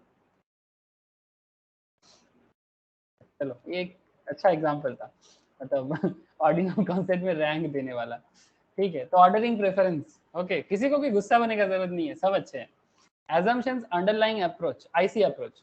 अच्छा, consumer is rational and possess full information. देखो सर, ये जो IC एनालिसिस है, इसमें आपके सामने कुछ assumptions रहेगा। जैसे आपको ये फील करना होगा, फील नहीं है, जेन्युइन रहते, मैं भी मानता हूँ कि इकोनॉमी के हिसाब से, इकोनॉमिक्स के हिसाब से कंज्यूमर जो है ना सर, वो रैशनल है। रैशनल मतलब लॉजिकल, मतलब इकोनॉमी में कोई बोका नहीं रहेगा। You understand sir? इकोनॉमिक्स में ना कोई बोका नहीं है। सर क्या बात करते हो, सच में कोई बोका नहीं है? नहीं सर, बोका नहीं। इवन आप मतलब एकदम इलिटरेट पर्सन जो होते हैं ना, उनको भी पता होता है कि दुकान में जाके कितना चीजों को, कितना चीज खरीदना है और कितना चीज नहीं। am I right sir? Illiterate अनपढ़ गंवार को भी पूछोगे ना कि भाई दुकान में जाके कितना चीजें खरीदना चाहिए पैसे के हिसाब से, उनको भी पता होता है। और मार्केट में किस चीजों का क्या दाम चल रहा है, दे ऑल्सो नो कि कौन सा महंगा है, क्या कितना सस्ता है। हाँ, कुछ लोग होते हैं, एक्सेप्शनल होगा, मिलेगा आपको, ऐसा नहीं है। ठीक है, जो कभी मार्केट नहीं गया, जिसको पता ही नहीं है कि दुनिया में क्या चल रहा है, उनको बस पेरेंट्स लाके देता है और वो खाता है, पीता है और सो जाता है। ऐसा वाला लोग, मतलब क्या बोलो सर, एकदम बोझ है, बोझ। ठीक है, जिनको मार्केट के साथ कोई लेना देना नहीं है, बोझ है। तो आगे जाके उसको बहुत मुश्किल करना पड़ेगा, मतलब उसको बहुत ड्यूज पे करना पड़ेगा, है ना। मतलब जो बच्चे लोग इतना ज्यादा सुखी होते हैं कि उसको वास्तव के साथ कनेक्शन नहीं मिलता, वो बहुत अनलकी है। बिकॉज फ्यूचर में जाके माँ पापा थोड़ी ना जिंदगी भर रहता है। मैं देखता हूँ गोलू मोलू बच्चे लोग आजकल बहुत दिखता है सर, माँ पापा उनको कुछ नहीं सिखाता। हाँ, बच्चे लोगों को सब चीज एकदम हाथ के सामने लाके दे देता है, बेटा ये खाओ, बेटा वो करो, बेटा वो करो। बेटा बेटा करते करते माँ बाप तो बूढ़ा हो जाते हैं, पर बच्चा अभी भी बेटा ही रह जाता है। हाँ सर, मेरी गोलू, मेरी मोलू। अब गोलू मोलू को भी बड़ा करो सर। हाँ, गोलू मोलू कितना दिन तक बच्चा रहेगा? हाँ, क्योंकि माँ बाप तो एक ना एक दिन बूढ़ा हो जाएंगे, इसलिए मतलब आज नहीं तो कल वो भी तो कंज्यूमर बनेगा। इसलिए इकोनॉमिक्स का भी मानना है कि consumer is rational and possesses full information. हाँ sir, consumer is capable of ranking all combination of goods according to the satisfaction. अपने सेटिस्फैक्शन के हिसाब से कंज्यूमर प्रोडक्ट का रैंक दे सकता है। Consumer has consistent consumption pattern behaviour. If he prefers A to B and B to C, then he must prefer A to C। मतलब अगर उसको A से B तक का गुड्स पसंद है या B से C तक का गुड्स पसंद है, देन उसको A से C का गुड्स भी पसंद होगा। मतलब ये सिंपल बात है, A से B पसंद, B से C पसंद, तो नॉर्मल बात है भाई A से C भी पसंद है। More is preferable to less, ये तो हर कस्टमर का बात है सर। ज्यादा ऑब्वियसली प्रेफरेबल कम से। If combination A has more commodities than combination B, then A must be preferable to B। It's a simple concept है ना। ज्यादा हमेशा पसंद होता है किसी भी चीज में, कुछ कॉमन बातें। तो सर इससे क्या समझ में आएगा? सर देखो तो सही, अभी तो बस रूल्स पढ़ रहे हो, अब इसका यूज भी देखोगे ना रियल लाइफ में। हिक्स एंड एलन का सोच, इनका सोच कैसे मार्केट में आपको पढ़ाया जा रहा है। इंडिफरेंस कर्व में Hicks and Allen ordinal approach बताते हैं। क्या बताते हैं sir? An IC is the curve, indifference curve is the curve which represent all those combination of two goods which give same satisfaction to the consumer। आपको ऐसे दो goods का combination लेना है, ऐसे दो गुड्स का कॉम्बिनेशन लेना। सर दो क्यों, आप चार भी ले सकते हो। ओके, दो क्यों, आप चार भी ले सकते हो, बट यहाँ पर एग्जाम्पल के तौर पे वो लोग दो गुड्स के बारे में बताया, इसीलिए बोला कि combination of two goods which give same satisfaction to the consumer. दो गुड्स लो बट सेम सेटिस्फैक्शन मिलेगा। Following table and diagram shows different combination of x and y which give same satisfaction to the consumer। अब देखो sir क्या है, drawing भी देखना है, मतलब ग्राफ भी देखना है, तो स्टैट भी देखना है, इसलिए स्टैटिस्टिक्स एंड इकोनॉमिक्स एक साथ ही पढ़ाया जाता है। प्रॉपर्टीज ऑफ इंडिफरेंस कर्व में and indifference curve slope downward to right, ये बात भी आपको याद रखना पड़ेगा। इंडिफरेंस कर्व का जो स्लोप होता है ना, वो डाउनवर्ड होता है, इट्स लाइक डिमांड कर्व की तरह देखने में होता है, but this is not demand curve. हाँ sir, this is a indifference curve. एक तरफ आपको एक्स एक्सिस आ गया, इधर आपका वाई एक्सिस आ गया, ठीक है। और ये जो बना है ना, मैं आपको अभी बना के दिखाता हूँ, डोंट वरी कि कैसे बन गया ये, ठीक है। लेकिन इसका जो ग्राफ का जो मोड है ना सर, वो डाउनवर्ड होगा और टुवर्ड्स राइट होगा। सर क्यों? जवाब मिलेगा सर, ठीक है। हर चीज के पीछे कुछ ना कुछ कारण होता है, हर चीज के पीछे कारण होता है। तो ए बी सी डी करके जो आपको आईसी कर्व दिख रहा है, ये आईसी कर्व डाउनवर्ड क्यों हुआ है और ये राइट वर्ड में शिफ्ट क्यों कर रहा है? This is the left side, आप देखो, this is the left side and this is the right side, है ना। तो लेफ्ट टू राइट में शिफ्ट हो रहा है। तो क्या बता रहा है सर आपको? बता रहा है sir IC is the curve which represent all those combination of two goods which give same satisfaction to the consumer, ठीक है, and combination of x and y which give same satisfaction. क्या बोलते हैं sir? Indifference slope downward to right. In the above table and figure, it shows that indifference curve has negative slope. That implies that it slopes downward from left to right. The reason underlying this property is that if the consumer has to stay at the same level of satisfaction of quantity, quantity of one commodity must decrease when quantity of other commodity increase. मतलब क्या है sir? मतलब बड़ा simple है, अगर आपको same level of satisfaction में रहना है तो एक गुड्स को इंक्रीज करना है तो दूसरे गुड्स को डिक्रीज करना है। मतलब एक गुड्स कम करोगे तो दूसरे गुड्स को ज्यादा करना है। सर ये क्या बात हुआ? एक कम ज्यादा कुछ समझ नहीं आ रहा है, ये कम ज्यादा का क्या खेल है समझ नहीं आ रहा है। अरे अभी समझ में आएगा, रुको, समय देना पड़ता है सर, समय देने से सेटिस्फैक्शन मिलता है। जल्दी का काम शैतान का होता है। आप लोग शैतान बनोगे? नहीं सर, शैतान थोड़ी ना बनना है। तो जल्दबाजी करेंगे मुश्किल में पड़ जाएंगे, मतलब कुछ नहीं समझ आएगा, बस रटना होगा और कुछ नहीं होगा। देखो यहाँ पर जो टेबल दिया है, पहले टेबल को देखो। मैं आपको पहले किताबी बात करता हूँ, फिर प्रैक्टिकल कर लूंगा ना, आपको तो पता ही है हर चीज में पहले किताबी बात और फिर प्रैक्टिकल। तो कॉम्बिनेशन क्या क्या है? A combination, B combination, C combination, D combination. Okay, अगर आप ए कॉम्बिनेशन लेते हो तो उसमें आपको गुड्स एक्स जो है वो एक ही मिलेगा और गुड्स वाई जो है वो 12 मिलेगा। ले सकते हो, कोई प्रॉब्लम नहीं है, आपका सेटिस्फैक्शन है। आप सोचो, डिफरेंट ह्यूमन बीइंग के लिए डिफरेंट काइंड ऑफ सेटिस्फैक्शन आ सकता है ना। जैसे मैं आपको बोला कि किसी को किताब पसंद है तो किसी को मूवीज पसंद है। हाँ सर, आप क्या कोई बोलेगा मेरे को 2 मूवीज देखने के जैसा एक किताब पढ़ना लगता है, ठीक है। 2 मूवीज इक्वल्स टू 1 बुक, ठीक है। एक बुक ले लेना, 2 मूवीज देख लेना, लेकिन सेम लेवल ऑफ सेटिस्फैक्शन में रहना पड़ेगा, ठीक है। तो यहाँ पर क्या बोल रहा है कि भाई एक गुड्स एक्स मिलेगा और गुड्स वाई 12 मिलेगा तो आपको सेटिस्फैक्शन मिलेगा सर, आपका मन में सेटिस्फैक्शन मिलेगा। लेकिन कॉम्बिनेशन बी आपके पास भी है। कॉम्बिनेशन बी में आपको 2 गुड्स एक्स मिलेगा और 6 गुड्स वाई मिलेगा।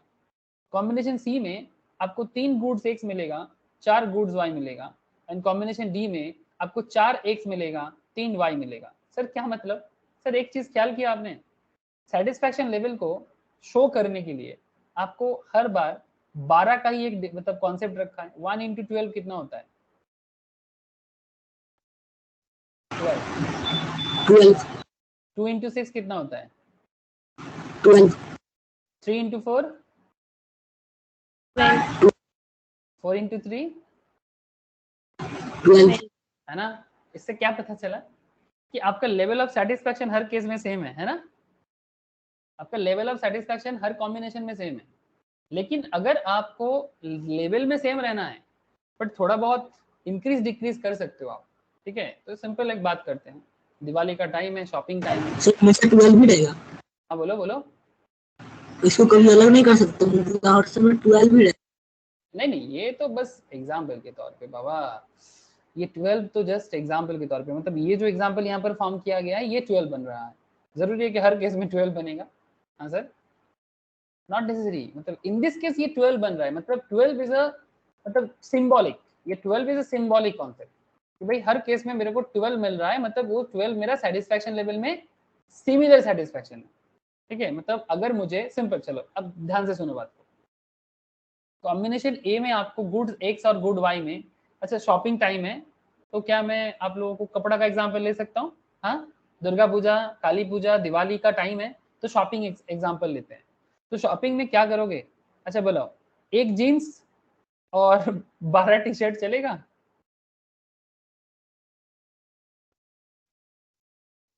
टी शर्ट शर्ट जो पसंद है ले लो, ठीक है। 1 jeans 12 T shirt, this is a satisfaction level. किसी को पसंद है तो ले सकता है। सपोज मानो वो उनका पापा जो है, पेरेंट जो है, उनको बोला कि बाबा ले 6000 रुपीज ले, ठीक है, शॉपिंग कर लेना। सर बजट हमेशा लिमिटेड ही होता है, बजट अनलिमिटेड नहीं होता, चाहे वो अंबानी का बेटा हो या बम्बानी का। सर क्या बात कर रहे हो? हाँ सर, उनका भी अपना बजट होता है, वो भी अनलिमिटेड कुछ नहीं कर सकता, कोई नहीं कर सकता अनलिमिटेड। हाँ उनके पास ज्यादा है वो ज्यादा लेगा, जिनके पास कम है कम लेगा, बट अनलिमिटेड कुछ नहीं होता। जब अंबानी का बेटा अगर बोलेगा कि पापा बहुत कुछ ये लेना है, तो अंबानी क्या बोलता है?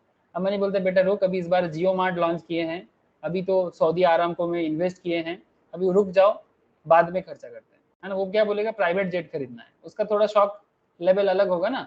वो बोलेगा मेरे को एक प्राइवेट गोल्फ क्लब चाहिए। हम लोग जैसे लोग थोड़ी ना बोलेगा कि प्राइवेट गोल्फ क्लब चाहिए। अरे समझ में आ रहा है कि नहीं? समझ आ रहा है ना? Yes, sir. तो देखो यहाँ पर बात Yes. सिंपल है कि आप कॉम्बिनेशन ए में एक जीन्स ले लो, 12 टी शर्ट ले लो, लेकिन अगर आपको इसमें कॉम्बिनेशन में आप अच्छा फील कर रहे हो, बट उसके बाद आपको फीलिंग हुआ कि 6000 तो बजट है, अगर 6000 में अगर 1500 का जीन्स ले लेते हैं तो बाकी 4500 बचता है। 4500 में 12 टी शर्ट, मतलब थोड़ा एडजस्ट करना पड़ेगा। लेकिन फिर आप सोचते हो नहीं एक काम करते हैं, 2 जीन्स ले लेते हैं और 6 टी शर्ट ले लेते हैं, बट आपका सेटिस्फैक्शन सिमिलर होना चाहिए। उसके बाद आप सोचते हो नहीं सी कॉम्बिनेशन पे चलते हैं, 3 टी शर्ट लेते हैं, 3 जीन्स लेते हैं, 4 टी शर्ट लेते हैं। फिर आप सोचते हो नहीं एक काम करते हैं, 4 जीन्स ले लेते हैं, 3 टी शर्ट ले लेते हैं। बात कुछ समझ में आया? चाहे आप कुछ भी कॉम्बिनेशन ले लो, आपकी मर्जी, लेकिन जो भी कॉम्बिनेशन आप लोगे उसके अंदर आपको कमोडिटी को इंक्रीज और डिक्रीज करना पड़ेगा, कमोडिटी को इंक्रीज और डिक्रीज करना पड़ेगा। सिंपल है ना? जैसे एक सिंपल एग्जांपल याद आया, सर आप लोग कभी शादी घर खाए हो? सर किसी के शादी में, किसी भैया के, किसी दोस्त के, हाँ है ना? तो आप एक शादी घर में कौन नहीं खाता सर? बियेवाड़ी खेते सवाई खूब भालो है। तो शादी घर में जब खाना खिलाया जाता है, जो खाना खाने जाते हैं उनका सेटिस्फैक्शन छोड़ो, जो बेसिकली फंक्शन को अरेंज करते हैं उनके लिए एक बड़ा चैलेंजिंग पार्ट होता है कि जो इनवाइट करने के बाद जो लोग इनवाइटी लोग जब आएगा तो उनको शुरू से काफ़ी सारा चीज़ स्नैक्स के हिसाब से दिया जाता है ना। कुछ लोग तो ऐसे होते हैं, मेरे जैसे लोग तो स्नैक्स खा के ही पेट भर जाता है, फिर डिनर पे कुछ खा ही नहीं पाता। मेरा तो यही हालत होता है सर। स्नैक्स पे जैसे फुचका दुकान होता है, फिर कोल्ड ड्रिंक्स वगैरह का दुकान होता है ना सर, ये सब स्टॉल लगा रहता है, तो मैं तो स्नैक्स खा के ही सेटिस्फैक्शन हो जाऊँ। तो ये भी ना वो लोग सोच लेता है, जानते हो, जो मैरिज फंक्शन ऑर्गेनाइज करते हैं या किसी भी तरह का फंक्शन, कि वो स्नैक्स को थोड़ा लोड दे देता है, ठीक है, चाट पकोड़ा, ठीक है, इस तरह का बहुत सारा देता है सर, डिपेंड करता है चाट का दुकान, पकोड़ा का। हाँ এটাকে কমিয়ে দেয়। यस, अगर चाट पकोड़ा में लोड देगा तो डिनर को इसको अगर इंक्रीज करेगा तो डिनर को डिक्रीज कर देगा। सिंपल, उनको पता है, क्यों जानते हो? बिकॉज इतना चाट पकोड़ा फुचका खाने के बाद कोई डिनर इतना कर नहीं पाएगा, तो डिनर का जो आइटम है वो कम कर देगा, ठीक है। तो बेसिक मैनेजमेंट। लेकिन अगर आपका चाट पकोड़ा आइटम में ज्यादा आप ध्यान नहीं देना चाहते, ठीक है, स्टॉल नहीं देना चाहते, तो उसका खर्चा कम कर दो, उसको डिक्रीज कर दो और डिनर में इंक्रीज कर दो। सेटिस्फैक्शन लेवल मेंटेन करना है ना सर, एक को कम करोगे तो दूसरे को ज्यादा करोगे। समझ में आ रहा है सर? इवेंट मैनेजमेंट बोला आपको मैंने, ये जो आपको भी मैं बोला, this is event management company का कॉन्सेप्ट है। इवेंट मैनेजर जो होते हैं ना, उसको ऐसा कॉन्सेप्ट समझना पड़ता है। क्या बोलते हो? अरे है ना, जानते हो सर, इवेंट मैनेजमेंट आजकल सिटी में बड़ा चलता है सर। इवेंट मैनेजमेंट, मेरा कुछ स्टूडेंट्स लोग हैं, उनका इवेंट मैनेजमेंट में बड़ा अच्छा काम करते हैं वो लोग, एक कंपनी भी बना लिया लेक टाउन। तो आई होप यू अंडरस्टैंड कि इवेंट मैनेजमेंट में ये सब चीजें बहुत ওরা তো পুরো কন্ট্রাকচুয়াল নিয়ে নেয় টোটাল। हाँ टोटल ले लेता है, क्या खाना बनेगा, क्या पंडल होगा, ठीक है, कौन फंक्शन में आएगा, हाँ सब कुछ, हाँ क्या थीम बनेगा, क्या डेकोरेशन बनेगा, सब कुछ। लेकिन उसको हाँ স্নেহের বেলায় হবে স্যার ওরকম। अच्छा, तो तू करेगा क्या अरेंज? না স্যার স্নেহই করা না স্যার, যায়। এটা আমার দাদার সময় হয়েছিল এখানে। এটা ইনভিটেশনটা তো পাবো। अच्छा तू खाने जाएगा, अच्छा ठीक है तू खाने चल जाना। कैसा है दोस्त है रे, सिर्फ खाने का बात सोचता है, दोस्त के शादी में काम नहीं करेगा, हाँ सिर्फ खाएगा यही স্যার तो। সবকিছু ওর বিয়ের हाँ না স্যার, ওর বিয়ের খাওয়ার সব পর বাচ্চা প্লেট আছে গুলো নিয়ে যাবে। খাবার স্যার पर প্লেট प्लेट নিতে আসবে। प्लेट क्या बोल रहे संपत? हाँ बोल रहे तू प्लेट लेने आएगा धोने के लिए। স্যার আমি যদি করি স্যার ওটা ওকেও করতে হবে সাথে। अच्छा ठीक है चलो तुम लोग मस्ती बाद में मार लेना, चलो देख लो। सेटिस्फैक्शन लेवल समझ गए ना सर? बस इंडिफरेंस कार्व याद रहेगा। स्नेहस के शादी में संपत प्लेट धोने जाएगा और संपत की शादी में स्नेहस प्लेट बांटने आएगा, ठीक है? হ্যাঁ sir similar level of satisfaction, ठीक है। तो IC is the curve which represent all those combinations। समझ में आ गया? तो इंडिफरेंस कर्व, तो इसका प्रॉपर्टीज देख लो इंडिफरेंस कर्व का क्या बता रहे हैं। Indifference curve slope downward to right. In the above table and figure, it shows that indifference curve has negative slope, that implies that it slopes downward from left to right. The reason underlying is this: if that consumer has to stay at the same level of satisfaction, quantity of one commodity must decrease, one quantity of other commodity increase। ये करना ही पड़ता है sir, must है। अब देखो sir, इसको मैं similar चीजों को यहाँ पर साइड में ही ड्रॉ करता हूँ, ठीक है। जैसे मानो इधर गुड एक्स को दे देते हैं और इधर वाई को पुट कर देते हैं, तो क्या हो रहा है यहाँ पर, आपकी ये ओरिजिन लेवल है, यहाँ पर आप अपना लेवल को थोड़ा बढ़ाओ। दिस इज 3, जो कॉम्बिनेशन आपने चूज किया, this is 4, there is 6 and there is 12, ठीक है। और x के लिए आपका गुड, ये गुड x y हो गया, और this is a good x, ठीक है। गुड x आपको पता ही चल रहा है यहाँ पर। इधर आपको क्वांटिटी 1 मतलब एक, combination 1, combination 2, combination 3 and combination 4, okay. तो क्या कह रहा है सर, बड़ा सिंपल है ना। जब ए कॉम्बिनेशन पे जाओगे, अगर गुड वाई 12 लोगे तो गुड 1 गुड एक्स 1 मिलेगा। फिर यहाँ पर 6 and this one becomes 2, if this one 4 then this will become 3, if this one 3 and this will become 4। अब इसको अगर आप जस्ट, क्या बन गया, डाउनलोड हो गया ना, देखो ऐसे ही बन गया ये वाला, समझ गए ड्राइंग्स कैसे हुआ। बस 12 के लिए 1, 6 के लिए 2, 4 के लिए 3, 3 के लिए 4, ओके। और जब इसको ड्रॉ करते हो तो डाउनलोड हो जाता है और राइट वर्ड शिफ्ट करता है, ठीक है। It's not a demand curve, this is a IC curve. हाँ देखने में सिमिलर देख सकता है but it's not a demand, हाँ दिस इज अ आईसी। तो ये था आईसी का पहला प्रॉपर्टी, ये आईसी का फर्स्ट प्रॉपर्टी था सर, समझ गए कि नहीं? अरे यहाँ पे क्लियर है कि नहीं है? Yes, sir. अब आईसी का सेकंड प्रॉपर्टी क्या बताता है sir, indifference curve can never intersect to each other. कहता है कि इंडिफरेंस कर्व कभी एक दूसरे को इंटरसेक्ट नहीं करता। सर ये क्या बात हुआ, एक इंडिफरेंस कर्व कभी एक दूसरे को इंटरसेक्ट नहीं करता? यस। या फिर two indifference curve will never intersect each other। It implies that only one indifference curve will pass through a point in the indifference map। In other words, two indifference curve cannot represent the same level of satisfaction, so they cannot intersect each other। In the figure at IC1, satisfaction of A equals to B, at IC2, satisfaction of A equals to C, but B not equals to C। So we can say that two ICs never intersect to each other। Sir क्या मतलब, कुछ समझ में नहीं आया? Okay समझ लेते हैं ना अभी। Indifference curve can never intersect to each other, मतलब बड़ा सिंपल है, बहुत सारे एग्जांपल फॉर्म हो सकता है बट आपको इकोनॉमिक्स के वे में समझना पड़ेगा और रियल के साथ कनेक्ट करना पड़ेगा। ध्यान से देखो, फटाफट देखो, ये देखो सर, ये दो आईसी कर्व है यहाँ पर। सर ये इंटरसेक्शन नहीं है, दिस इज ओरिजिन पॉइंट। हाँ अरे कहीं ना कहीं से तो शुरू होना पड़ेगा, तो दोनों कर्व ऊपर के नीचे की तरफ आ रहा है, ऐसे तो आपको पता ही है डाउनवर्ड होते हैं आईसी। तो ये IC1 रहा और ये IC2 रहा। एक काम करते हैं, इसका कलर को अलग कर देते हैं।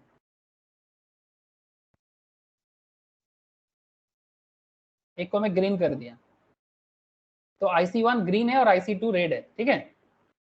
IC1 ग्रीन में है और IC2 रेड में है। सर क्या कहना चाहते हो? सर बड़ा सिंपल है, ये दोनों अलग आईसी हैं और ये कभी एक दूसरे को इंटरसेक्ट नहीं करेगा। सर तो फिर ये क्या है? This is not intersection, this is a origin, ठीक है। आप ऐसे बोल सकते हो ये तो बस स्टार्ट होता है ना, तो कोई भी चीज जब स्टार्ट होता है तो उसका एक स्टार्टिंग पॉइंट होता है। हाँ exactly, this is starting point, ठीक है। मतलब ये दोनों एक ही जगह से शुरू कर रहा है। अब इंटरसेक्शन का मतलब ये है कि जब आगे जाके ये लोग मैच करेगा कभी, क्या मतलब क्या कभी ऐसा हो सकता है कि IC1 IC2 एक दूसरे को ऐसे क्रॉस कर गया? ऐसा कभी नहीं होता। क्यों जानते हो? इसके पीछे बड़ा सिंपल लॉजिक काम करता है कि 2 IC never intersect each other. क्यों? सिंपल है सर, अगर आप कॉम्बिनेशन ए में एक जीन्स लेते हो और 12 टी शर्ट देते हो, इसमें जो सेटिस्फैक्शन आपको मिल रहा है, ठीक है आप सेटिस्फाइड हो आपके लेवल में, but it's not same like combination B. 2 jeans and 6 T shirt वाला सेटिस्फैक्शन नहीं है। You are satisfied but not the exact same like combination A. तो combination A, combination B, combination C, combination D, ये सभी IC अलग अलग बनेगा, लेकिन कभी कोई एक दूसरे को इंटरसेक्ट नहीं करेगा। जैसे इवेंट मैनेजमेंट में जो आपको बोला था कि अगर आप स्नैक्स को इंक्रीज करते हो और डिनर को डिक्रीज करते हो, डिनर आइटम को डिक्रीज करते हो, तो स्नैक्स इंक्रीज डिनर डिक्रीज, या फिर स्नैक्स डिक्रीज डिनर इंक्रीज, क्या दोनों सेम सेटिस्फैक्शन देगा क्या? हाँ सर, क्या दोनों का रैंकिंग सेम होगा? No sir. नहीं ना, सिंपल बात है। या फिर इसको और एक वे में समझ सकते हैं, जीन्स टी शर्ट ले लो, स्नैक्स डिनर ले लो। इवेंट मैनेजमेंट में एक बड़ा इंटरेस्टिंग एग्जांपल मेरे दिमाग में चलता है। सर आप लोग रेल स्टेशन कभी विजिट किए हो? हावड़ा? अरे हावड़ा कौन नहीं गया बोलो? Yes, sir. जो हावड़ा हाँ, नहीं सर। गया उसको मैं अभी हावड़ा भेज दूंगा। चलो हावड़ा स्टेशन विजिट करते हैं। अच्छा, हावड़ा स्टेशन टर्मिनल स्टेशन है? अरे ये हावड़ा स्टेशन टर्मिनल है कि नहीं है? है सर। यस। हावड़ा स्टेशन से, ये देखो हावड़ा स्टेशन में आपको ट्रैक दिख रहा है, हाँ ये रहा, तो बहुत सारा ट्रैक है। ये दोनों ट्रैक यहाँ से देखो टर्मिनल ट्रैक है ना, ये भी एक ट्रैक है, ये भी एक ट्रैक है। दोनों ट्रैक हावड़ा स्टेशन से ही स्टार्ट कर रहा है, लेकिन एक ट्रेन जाता है सर बर्धमान की तरफ और दूसरा ट्रेन जाता है खड़गपुर की तरफ। या फिर आप ऐसे बोलो, एक ट्रेन जाता है टाटा, दूसरा ट्रेन जाता है आसनसोल। या फिर आप ऐसे बोलो सर, एक ट्रेन जाता है मुंबई, दूसरा ट्रेन जाता है दिल्ली। सर सेम लाइन नहीं है, मैं जो लाइन आपको बोला ना सब अलग लाइन में आता है। हावड़ा से बर्धमान का लाइन और खड़गपुर का लाइन टोटली अलग, टाटा जाने का लाइन मतलब जमशेदपुर का लाइन और आसनसोल का लाइन टोटली अलग, मुंबई का लाइन और दिल्ली का लाइन टोटली अलग। सीरियसली, क्योंकि एक वेस्ट में जाता है और एक नॉर्थ में जा रहा है सारा का सारा। तो सर कहने का मतलब क्या? सर कहने का मतलब है कि दोनों लाइन निकल तो रहा है एक ही जगह से, बट ये कभी एक दूसरे को इंटरसेक्ट नहीं करेगा। बात कुछ समझ में आया सर? दोनों ट्रेन एक ही Yes, जगह sir. से सर। निकला है, पर ये कभी एक दूसरे को इंटरसेक्ट नहीं करेगा। खड़गपुर जाने का सेटिस्फैक्शन लेवल और बर्धमान जाने का सेटिस्फैक्शन लेवल सेम है क्या? No sir. अपना अपना है ना। तो अगर ये IC1 है और ये अगर IC2 है तो दोनों अलग है, इसमें क्या बात है? सिंपल है ना, समझ गए ना? तो यही इंडिफरेंस कर्व का यस सर। एक बड़ा ही इंटरेस्टिंग कैरेक्टर है।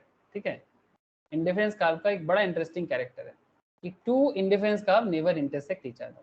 The indifference curve can never intersect each other. It implies that only one indifference curve will pass through a point in the indifference map. In the other words, 2 indifference curves cannot represent the same level of satisfaction, so they cannot intersect each other. In the figure IC1, satisfaction of A equals to B. चलो अभी थोड़ा graph में देखते हैं, एक बड़ा interesting case है। Satisfaction of A equals to B मतलब हावड़ा से बर्धमान जाना है, ठीक है? ये अगर हावड़ा है और ये अगर बर्धमान है और ये अगर हावड़ा है और ये अगर KGP है मतलब खड़गपुर है, तो हावड़ा से खड़गपुर का सेटिस्फैक्शन और हावड़ा से बर्धमान का सेटिस्फैक्शन सेम नहीं है।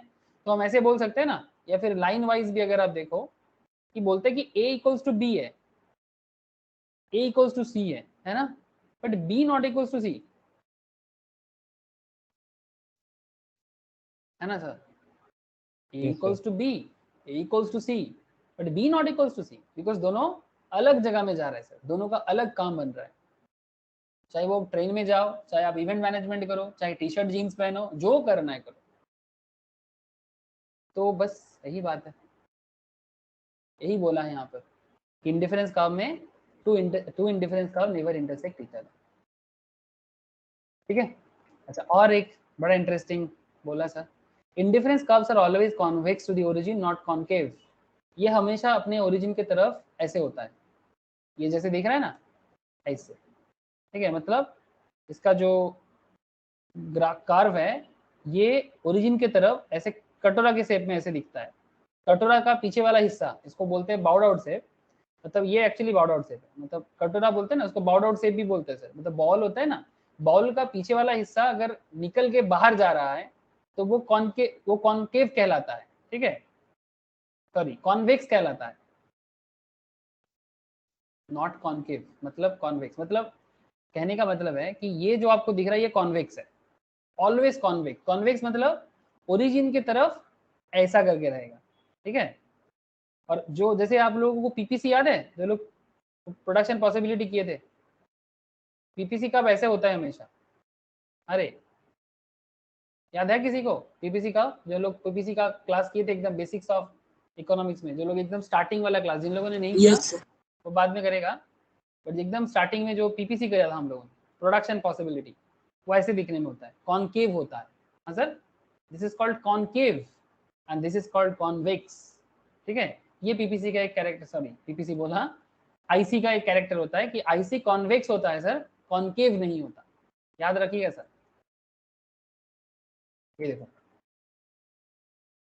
it has been observed that as more and more one commodity is substituted for another, the consumer is willing to part with less and less of the commodity being substituted. This is called the law of diminishing marginal rate of substitution between x and y goods.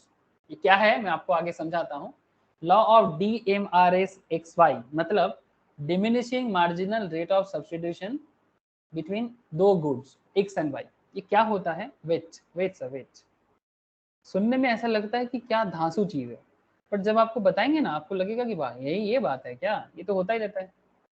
तो यहाँ पर आप देखो sir, indifference graphs are always convex. जो आपको ये वाला graph दिखा रहा है सर, दिस वन, ये हमेशा कॉन्वेक्स होगा, याद रखिएगा सर। ठीक है, ABCD ओरिजिन की तरफ हमेशा आईसी कॉन्वेक्स होता है, नॉट कॉनकेव। फोर्थ पॉइंट क्या बता रहा है सर? फोर्थ पॉइंट बता रहा था ये DMRS(XY) में समझाऊंगा अभी। ठीक है, वेट कर जाओ। Higher indifference curve represent higher level of satisfaction than lower IC. मतलब सिंपल है सर, जो आईसी कर्व जितना हाईएस्ट लेवल में होता है वो हाईएस्ट लेवल ऑफ सेटिस्फैक्शन देता है। जैसे IC3 is greater than IC2 and IC2 is greater than IC1। मतलब जो इंडिफरेंस कर्व जितना हायर लेवल में रहेगा, ठीक है, इसको हायर लेवल बोलते हैं, this is the higher level. जो जितना ऊपर में है, IC3 ज्यादा ऊपर में है, इसका मतलब वो ज्यादा सेटिस्फैक्शन देगा। IC2 उसके बाद में है, वो एवरेज सेटिस्फैक्शन देगा, एंड IC1 उसके बाद है तो वो उसके बाद वाला सेटिस्फैक्शन देगा। ऐसा क्यों, ये भी समझ में आ जाएगा। तो assume that consumer always prefer more of a commodity to less of it, क्योंकि कंज्यूमर हमेशा ज्यादा से ज्यादा गुड्स पसंद करता है। तो जितना हम इधर जा रहे हैं ना उतना गुड्स भी ज्यादा, गुड्स एक्स ज्यादा, गुड्स वाई ज्यादा, गुड्स एक्स ज्यादा, गुड्स वाई ज्यादा, तो आपका ग्राफ इधर बनेगा। गुड्स एक्स और गुड वाई थोड़ा कम करोगे तो IC2 में आएगा, और थोड़ा कम करोगे तो IC1 में आएगा। तो सिंपल बात है, कंज्यूमर हमेशा मोर ऑफ ए मोर पसंद करता है compare to less of less. ठीक है, तो इसीलिए क्या होता है कि more of a commodity to less of it, and he is always consistent of his preference. Consider figure given in which satisfaction of IC3 greater than IC2 greater than IC1, because more of both product of x and y is taken on higher IC, that's a higher indifference curve preferred to lower indifference curve. This is also known as indifference map. Indifference map का क्या मतलब होता है कि जब एक graph के अंदर आप इतना सारा चीजों को कंपेयर कर रहे हो, तो भाई IC1 पे जाना है कि IC2 पे जाना है कि IC3 पे जाना है, तो एक्चुअली IC मैप बन जाता है। ठीक है सर, ये बजट लाइन के साथ एक साथ समझेंगे, बजट लाइन आगे बात करेंगे सर, बजट लाइन और प्राइस लाइन सब बड़ा इंटरेस्टिंग पॉइंट है। ठीक है, बजट लाइन प्राइस लाइन के साथ इंडिफरेंस कर्व का एक बड़ा अच्छा कॉम्बिनेशन है। ये समझ जाएंगे ना आपको पूरा बात समझ में आ जाएगा, लेकिन अभी थोड़ा सा आधा अधूरा फीलिंग आएगा कि सर समझ तो रहे हैं पर एग्जैक्टली नहीं, एग्जैक्टली समझने के लिए थोड़ा वेट करो। अच्छा आईसी का और कैरेक्टर मैप भी समझ गए। और एक चीज बोला sir, indifference curve will not touch the X और वाई एक्सिस। ऐसे यहाँ पर तो थोड़ा सा दिखा दिया, बट आप इससे पहले जितना सारा ग्राफ देखे हो ये इसमें थोड़ा सा टच कर दिया मिस्टेक करके। But point is very simple, indifference curve हमेशा थोड़ा सा दूर से ही स्टार्ट होता है, मतलब वो कभी भी एक्सिस को टच नहीं करता, ना ही इस एक्सिस को टच करेगा ना ही इस एक्सिस को टच करेगा, ठीक है। Indifference curve will not touch the X और Y axis. This is a contrary to our assumption that consumer wants combination of two goods, therefore IC will not touch the x axis और y axis, because आप हम लोग यहाँ पर क्या सोचे, दो गुड्स लेना है ना, कोई एक गुड्स लेके नहीं चलना है। तो अगर आप दो गुड्स लेते हो, ठीक है, तो आपको एक गुड्स इधर मिलेगा, मतलब सिंपल है ना। स्टार्टिंग वाला ग्राफ देखो एक बार, ये वाला, आप एक गुड्स 12 क्वांटिटी में ले रहे हो, दूसरा गुड्स एक क्वांटिटी में ले रहे हो, तो इधर इधर एक में आ गया, इधर 12 में आ गया, तो फिर एक्स मतलब कैसे वाई एक्सिस को टच करेगा, समझ नहीं आया सर। इधर 6 आया तो इधर 2 आया, तो इधर आ गया पॉइंट, इधर 4 आया तो इधर 3 आया, तो इधर पॉइंट आ गया। तो ये एक्सिस को टच कैसे करेगा, ये जो एक्स का एक्सिस है और ये जो वाई का एक्सिस है, इसको टच नहीं कर सकता, बिकॉज आप कॉम्बिनेशन ऑफ टू गुड्स में चल रहे हो। अगर सिंगल कॉम्बिनेशन में रहोगे कोई एक में, तो फिर टच कर ही सकता है ना, तब शायद मानो आप 12 में टच किए, यहाँ पर आगे इस तरह से भी हो सकता है, ठीक है। तो ये सिंगल गुड्स में नहीं बनेगा, बट जब कॉम्बिनेशन ऑफ 2, कॉम्बिनेशन ऑफ 4 कुछ ऐसा बनता है, तो उसमें आपका हमेशा indifference curve will not touch the X और वाई एक्सिस। समझ में आ रहा है सर? Yes, sir.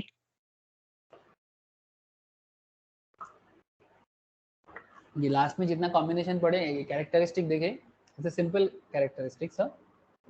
नाउ एक इंटरेस्टिंग फैक्ट है sir, exception of IC, perfect substitutes. IC का एक्सेप्शन भी होता है। परफेक्ट सब्स्टिट्यूट क्या होता है? When two goods are perfect substitute then IC will be straight line. दोनों गुड्स परफेक्टली सब्स्टिट्यूट है, तो फिर आप किस तरह से ग्राफ को ड्रॉ करोगे? वो स्ट्रेट लाइन हो जाएगा। मतलब आपको एक्स गुड्स भी चाहिए, वाई गुड्स भी चाहिए, कोई एक लेना है। सब्स्टिट्यूट गुड्स है ना, ऐसा नहीं कि एक्स को कम करके वाई को ज्यादा कर देते हैं, वाई को ज्यादा करके एक्स को कम कर देते हैं। परफेक्टली सब्स्टिट्यूट, या तो ये लेंगे या तो वो लेंगे, या तो या तो एक्स लेंगे या तो वाई लेंगे, परफेक्टली सब्स्टिट्यूट। तो ये स्ट्रेट लाइन में ऐसा हो जाएगा, लीनियर स्ट्रेट लाइन ऐसा हो जाएगा। समझ रहे सर? ग्राफ नहीं बनेगा, फिर किसी भी तरह का कार्विंग नहीं करेगा। तो ये पॉइंट याद रखिएगा, जब परफेक्ट सब्स्टिट्यूट होता है तो इंडिफरेंस का स्ट्रेट लाइन आ जाता है सर, उसको लीनियर भी बोलते हैं। When two goods are perfect substitute, then IC will be straight line and downward sloping linear. And perfect complementary goods में क्या होता है? When two goods are perfect complementary, then IC will be L shaped. मतलब कुछ ऐसा देखने में होता है। This one. ये L shaped लग रहा है ना सर? देखो, ठीक है, L shaped. जब दो गुड्स परफेक्ट कॉम्प्लीमेंट्री होता है, मतलब ये भी चाहिए वो भी चाहिए, ये भी चाहिए वो भी चाहिए, जब दोनों गुड्स परफेक्ट कॉम्प्लीमेंट्री होगा तो IC will be L shaped। ये थोड़ा याद रखिएगा, ठीक है। And there is a point, marginal rate of substitution, MRS XY। तब से मैं बोले आ रहा हूँ सर ये MRS XY क्या है, ध्यान से सुनना, 2 मिनट समझ में आ जाएगा अभी। Marginal rate of substitution is the rate at which the consumer is prepared to exchange good X and Y. In the following table, we will define the MRS XY as the moment of amount of Y whose loss can be just be compensated by a unit of gaining of X in such a manner that the level of satisfaction remain the same। मतलब आपके पास combination तो है, आप कोई भी combination ले सकते हो, बट आपको सेटिस्फैक्शन लेवल को थोड़ा सिमिलर रखना है। समझ में आ रहा है सर? आपको सेटिस्फैक्शन लेवल को थोड़ा सा सिमिलर लेवल में रखना है। तो अगर आप कॉम्बिनेशन ए में एक्स कॉम्बिनेशन वाई 1 ले रहे थे, वाई ले रहे थे 12, तो उसमें आपको कुछ सब्स्टिट्यूशन नहीं हुआ। बट जैसे ही आप कॉम्बिनेशन बी में शिफ्ट हो रहे हो, अगर आपको ऐसा लग रहा है कि एक्स थोड़ा कम हो जा रहा है, तो एक्स को बढ़ा दो। लेकिन सर आपका बजट तो कॉन्स्टेंट है ना सर, बजट तो लिमिटेड है आपका, बजट अनलिमिटेड किसी का नहीं होता। सॉरी, लिमिटेड बजट पे अगर आप ए कॉम्बिनेशन से बी कॉम्बिनेशन में शिफ्ट होना चाहते हो, और अगर आप चाहते हो कि भाई एक्स गुड्स को थोड़ा इंक्रीज करना है, लेकिन बजट तो लिमिटेड है, तो क्या करोगे? वाई को कम करोगे ना। अरे अगर x को इंक्रीज करना है 1 से 2 तो y को थोड़ा कम तो करना होगा। Yes, sir. क्या सबको समझ में आ रहा है सर? मुझे प्रज्ञा का हाँ, साउंड सर। मिला, बाकी सभी को पूछ रहा हूँ, Yes. है ना? आपका हाँ, लिमिटेड पैसा है, लिमिटेड अमाउंट में आपको क्या करना होगा, एडजस्ट करना होगा, लेकिन सेटिस्फैक्शन लेवल को सिमिलर लेवल में रखना है थोड़ा, ठीक है? तो कॉम्बिनेशन ए में आपको 1 और 12 मिला था, बट अगर आप चाहते हो कि x को थोड़ा इंक्रीज करेंगे तो y को डिक्रीज कर दो। सिमिलरली सी कॉम्बिनेशन में आप चाहते हो x थोड़ा और इंक्रीज करें तो y को कम करना पड़ेगा 4। फिर आप सोचते हो नहीं थोड़ा सा x को बढ़ाते हैं, 4 कर दिया तो y को और थोड़ा कम कर दिया 3। हर केस में देखो यहाँ पर 12 से 6 कितना अमाउंट में MRS XY हुआ sir? Marginal rate of substitution. Substitute किया ना आपने, x 1 यूनिट इंक्रीज करने के लिए y को 6 यूनिट में सब्सटीट्यूट कर दिया, तो y को 6 यूनिट में सब्सटीट्यूट किया तब जाके x का 1 यूनिट मिला। चलेगा बात? y का 6 यूनिट सब्सटीट्यूट किया तब जाके x का 1 यूनिट मिला। तो यहाँ पर MRS XY ये 6, यहाँ पर 2 से 3 करने के लिए 6 से इसको 4 करना पड़ा, तो ये हो गया 2, और यहाँ से 4 से 3, यहाँ से इसका 1 यूनिट इंक्रीज करने के लिए यहाँ से 1 यूनिट कम करना पड़ा, तो ये हो गया 1। तो simple, this is MRS XY। मतलब दोनों गुड्स के अंदर जब आप कॉम्बिनेशन करके चलोगे, एक को बढ़ाने के लिए जब दूसरे को कम करना पड़ता है तो जो सब्सटीट्यूशन रेट होता है that is called marginal rate of substitution of two products, X Y से डिनोट किया गया। समझ में आया सर? हेलो? Yes sir. तो ये जो अब टेबल में आपने देखा कि as good x increase then good y decrease in the diminishing way, है ना? डिमिनिशिंग में x को बढ़ा रहे हो तो y डिक्रीज कर रहा है डिमिनिशिंग में। This is called a law of diminishing marginal rate of substitution between x and y commodity. इसको ही बोला जाता है law of MRS XY। There are two reason for this, इसका किसी को दो रीजन है mainly. Due to law of DMU, एक diminishing marginal utility, the MRS XY decline because when a consumer wants more unit of a particular food then his intensity of desire for additional units of food decrease। अगर देखो sir, एक साथ दुकान में जाके खाना खाना है, यू हैव 1000 रुपीज, है ना? आपके पास 1000 रुपया है, आप अगर स्नैक्स में ज्यादा खर्चा कर दोगे, सिंपल बात है, तो डिनर ज्यादा अच्छा है, खर्चा नहीं कर सकते, तो आपको किसी एक को कम करना ही होगा। या तो नाश्ता कम करो या तो डिनर कम करो। डिनर कम करोगे नाश्ता ज्यादा खाओ, नाश्ता कम करोगे डिनर ज्यादा खाओ, कुछ तो करना है, अनलिमिटेड में कोई नहीं रहता। तो ये लॉ ऑफ DMU है, ठीक है? MRS XY declines because when a consumer wants more unit of a particular food, then his intensity of desire for additional units of a food decreases. Sometimes MRS XY maybe declines constant और zero, कभी कभी तो ये constant हो जाते हैं, zero हो जाते हैं। It depends on nature of commodity, commodity के ऊपर डिपेंड करता है। कुछ सवाल है क्या? क्वेश्चन है क्या किसी के मन में? मुझे ऐसा लगा। Okay, if a two goods are normal, अगर दोनों गुड्स नॉर्मल गुड्स है, इम्परफेक्ट सब्स्टिट्यूट, मतलब सब्स्टिट्यूट नहीं कर सकते, देन MRS XY डिक्लाइन करेगा। But if two goods are perfect substitute then MRS XY remain constant. मतलब किसको लोगे भाई? सब्स्टिट्यूट करना मुश्किल हो रहा है। And shape of IC will be straight line downward sloping, straight line linear होगा, डाउनवर्ड स्लोपिंग, ठीक है? मतलब ऐसा देखने में होगा, स्ट्रेट लाइन, कार्विंग नहीं होगा, ऐसा कार्व जैसे बनता है ना, ऐसा नहीं होगा, स्ट्रेट लाइन में डाउनवर्ड स्लोप होगा। और if two goods are perfect complements then MRS XY will be zero. Perfect complement है, इसको भी लेना है उसको भी लेना है, सब्स्टिट्यूट नहीं कर सकते, देन MRS XY क्या हो जाएगा? जीरो हो जाएगा। And it will be L shaped, मतलब सेम जगह में रह के ऐसे कुछ देखने में होगा। मतलब आप समझ में आ रहा है ना आपको? देखो मैं फिर से समझाता हूँ। क्या बोलते हैं कि जो रेट ऑफ सब्स्टिट्यूशन है कई बार कांस्टेंट हो जाता है, कई बार जीरो हो जाता है। जब परफेक्ट सब्स्टिट्यूट होता है, क्या करोगे परफेक्ट सब्स्टिट्यूट में?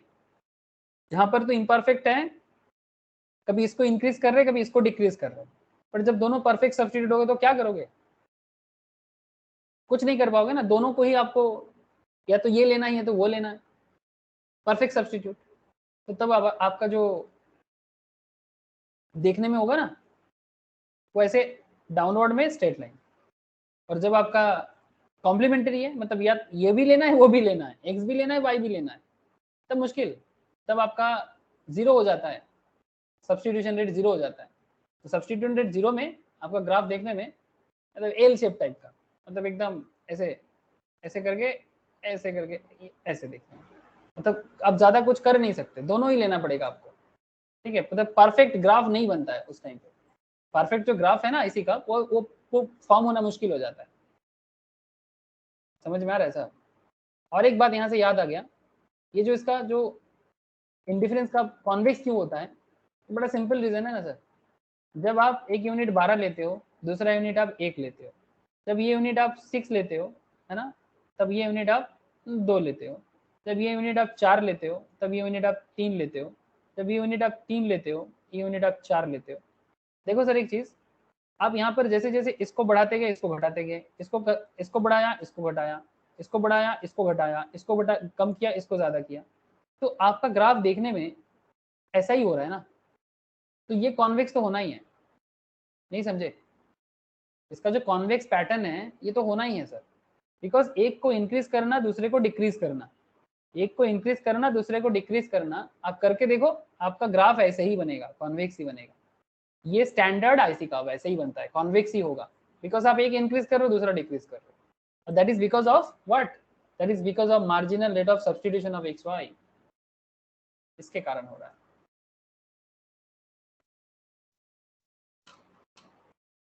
बोलो सर, समझ में आ रहा है कि नहीं? हेलो? Yes, sir. हाँ ना? सर। Yes, sir. हाँ सर। तो ये था basically total MRS X Y का खेल और पूरा इंडिफरेंस कर्व का चर्चा। अब इंडिफरेंस कर्व समझ गए, ये कुछ भी नहीं, 10 मिनट समय दो, पूरा खेल अभी समझ जाओगे। अगर फिर भी डाउट रहेगा, I will discuss in next class. Sir there is a concept budget line और प्राइस लाइन। सर क्या है ये बजट लाइन प्राइस लाइन? मैं बोला ना आपको, आपका हमेशा कुछ बजट कांस्टेंट होता है। अनलिमिटेड पैसा लेके मार्केट में क्या करोगे? कुछ नहीं कर सकता। अनलिमिटेड किसी का नहीं होता, दुनिया में ऐसा कोई फैमिली नहीं है जिसका अनलिमिटेड सब कुछ है, सिवाय भगवान का। भगवान का कोई फैमिली होगा, I don't know who is God, कभी देखा नहीं है, बट हाँ इतना पता जरूर है सर कि कोई तो है जो इतना बड़ा दुनिया को चलाते हैं, उन्हीं के पास सब कुछ अनलिमिटेड है, जिसको मर्जी देता है, जिसको मर्जी ले लेता है। हाँ सर, जिसको मर्जी देता है, जिसको मर्जी नहीं देता है। ऐसे बोलते हैं कर्म के हिसाब से है, भाग्य बाद में है, थोड़ा बहुत किस्मत होता है, ठीक है, बाकी सब आपका कर्म है।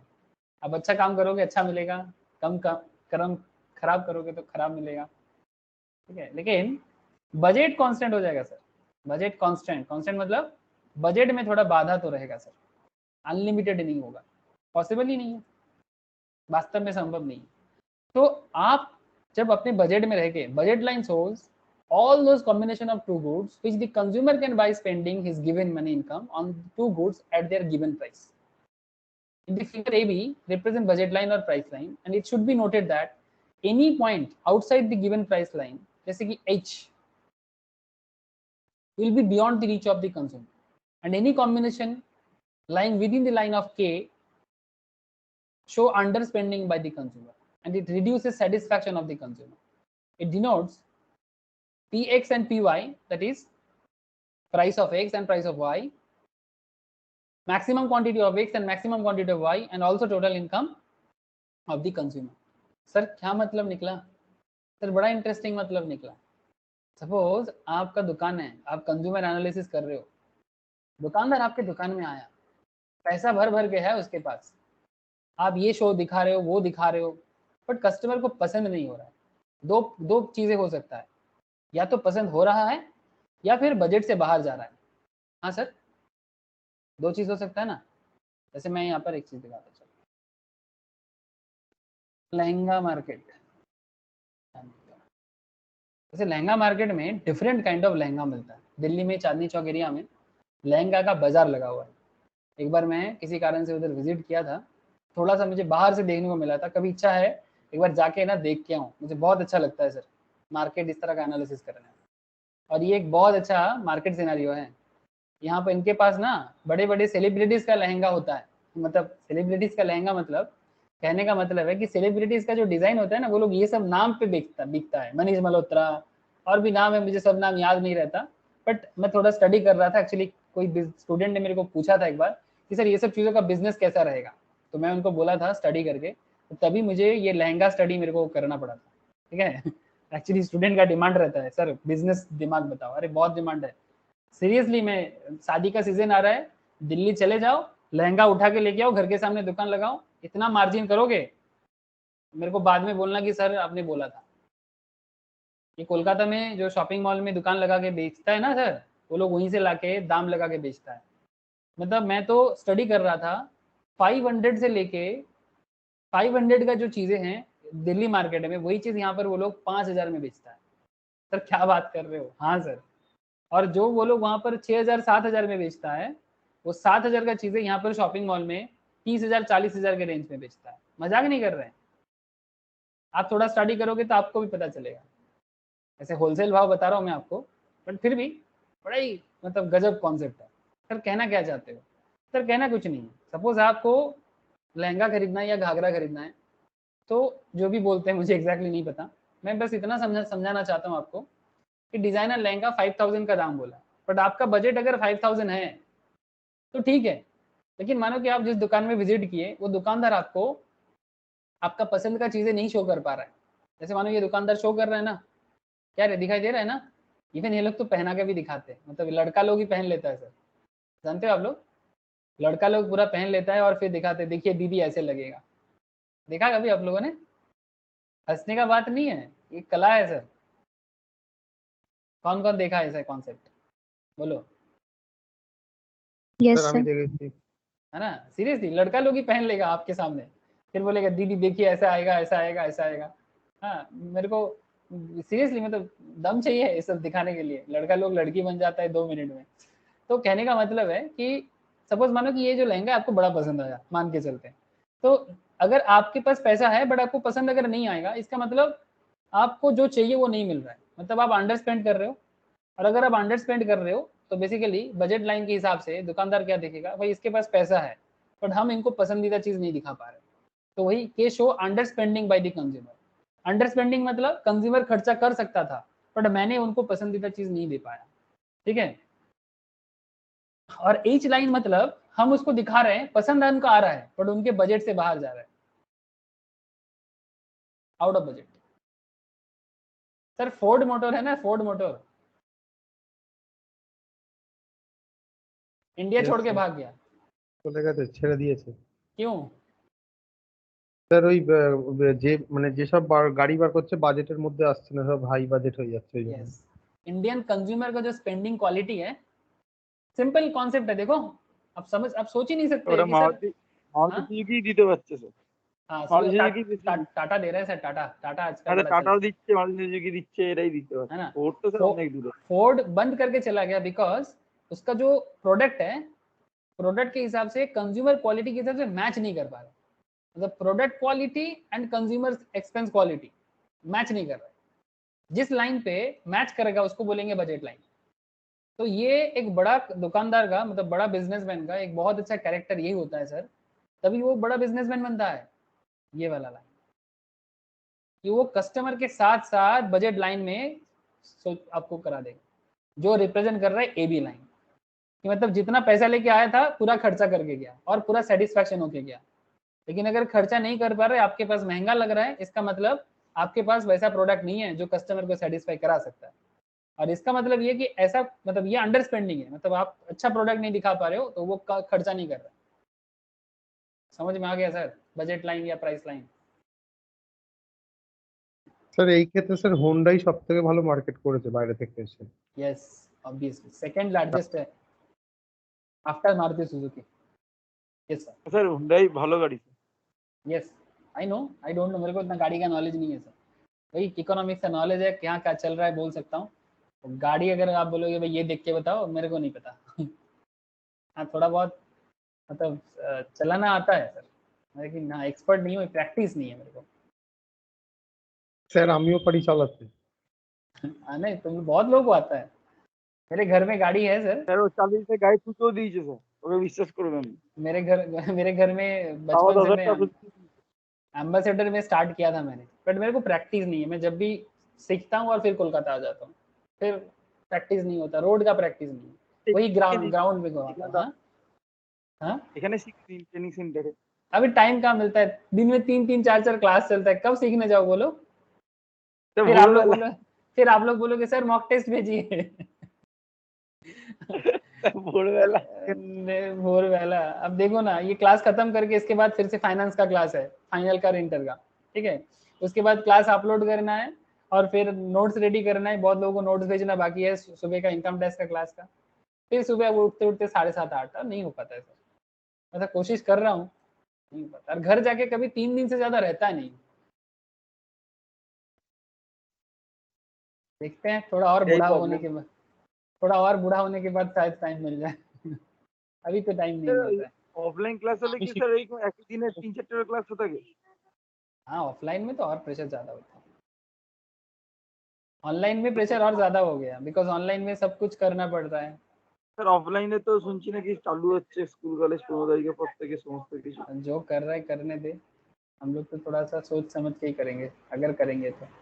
ऐसे ऑनलाइन में तो अच्छा ही हो रहा है, खराब क्या हो रहा है, मेरे को तो बड़ा सेटिस्फेक्शन आ जाता है।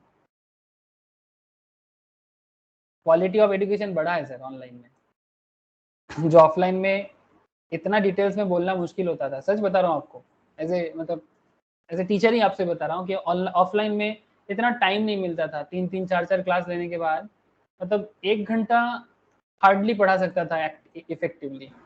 यहाँ पर इफेक्टिवली 1.5 घंटा 2 घंटा क्लास हो जाता है और इतना डिटेल्स में बोलने का मौका मिलता है, आप लोगों में समझाने का मौका मिलता है, जो मुझे ऑफलाइन में नहीं मिलता था। ये मेरा पर्सनल मानना है।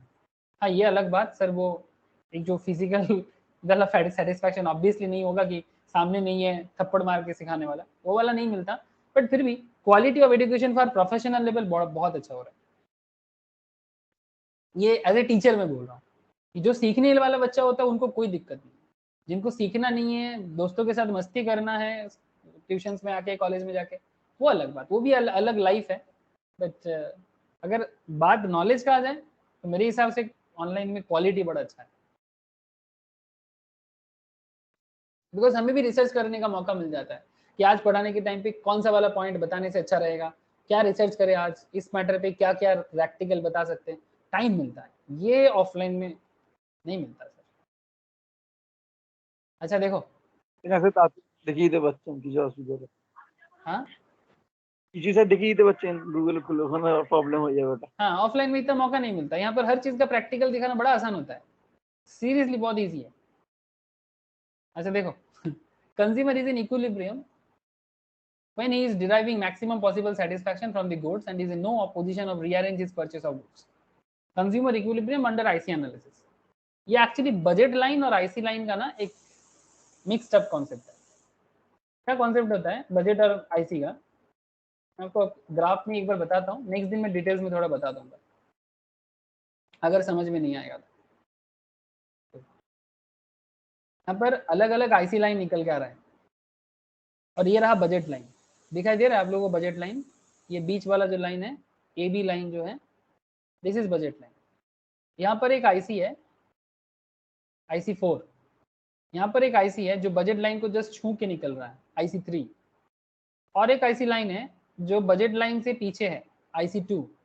यहाँ पर एक आईसी है जो भी बजट लाइन के नीचे है, आईसी 1। तो आईसी 1 एंड आईसी 2 जो क्या है सर, एक्चुअली अंडर स्पेंडिंग है ना।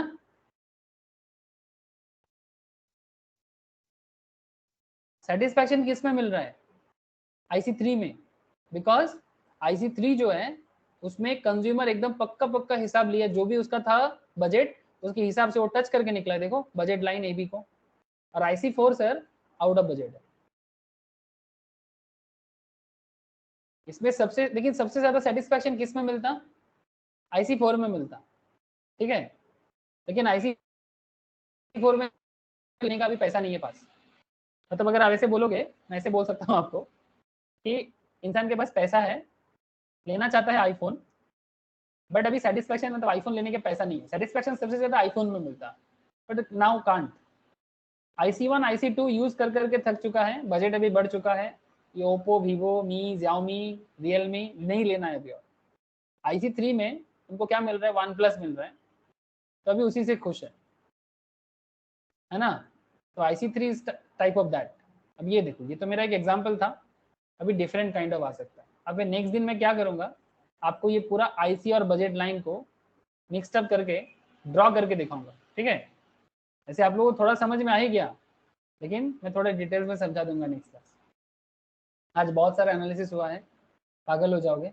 एजम्पशंस भी एक बार फिर से रिकॉल करा दूंगा, इसको रिकॉल करके फिर हम नेक्स्ट क्लास में सप्लाई और कॉस्ट एंड प्रोडक्शन के बारे में बात करेंगे, ठीक है? Okay sir. ओके सर, ठीक है सर, इतना ही है अभी। স্যার এই এক্সাম ব্যাপারটা কি করতে হবে একটু বলবেন? होल्ड कर बोल। कोई क्वेश्चन है सर रिगार्डिंग टुडेज क्लास तो बताओ, अदरवाइज ठीक है। सीएस एंट्रेंस वाले थोड़ा रुक जाओ, बाकी लोग जा सकते हो। जिनको सीएस एंट्रेंस का एग्जाम इस बार देना है नवंबर में, सिर्फ वही लोग रहो, बाकी लोग जाओ। Bye sir. Okay sir, tata. Bye sir. Okay sir, bye sir. Bye sir. हाँ।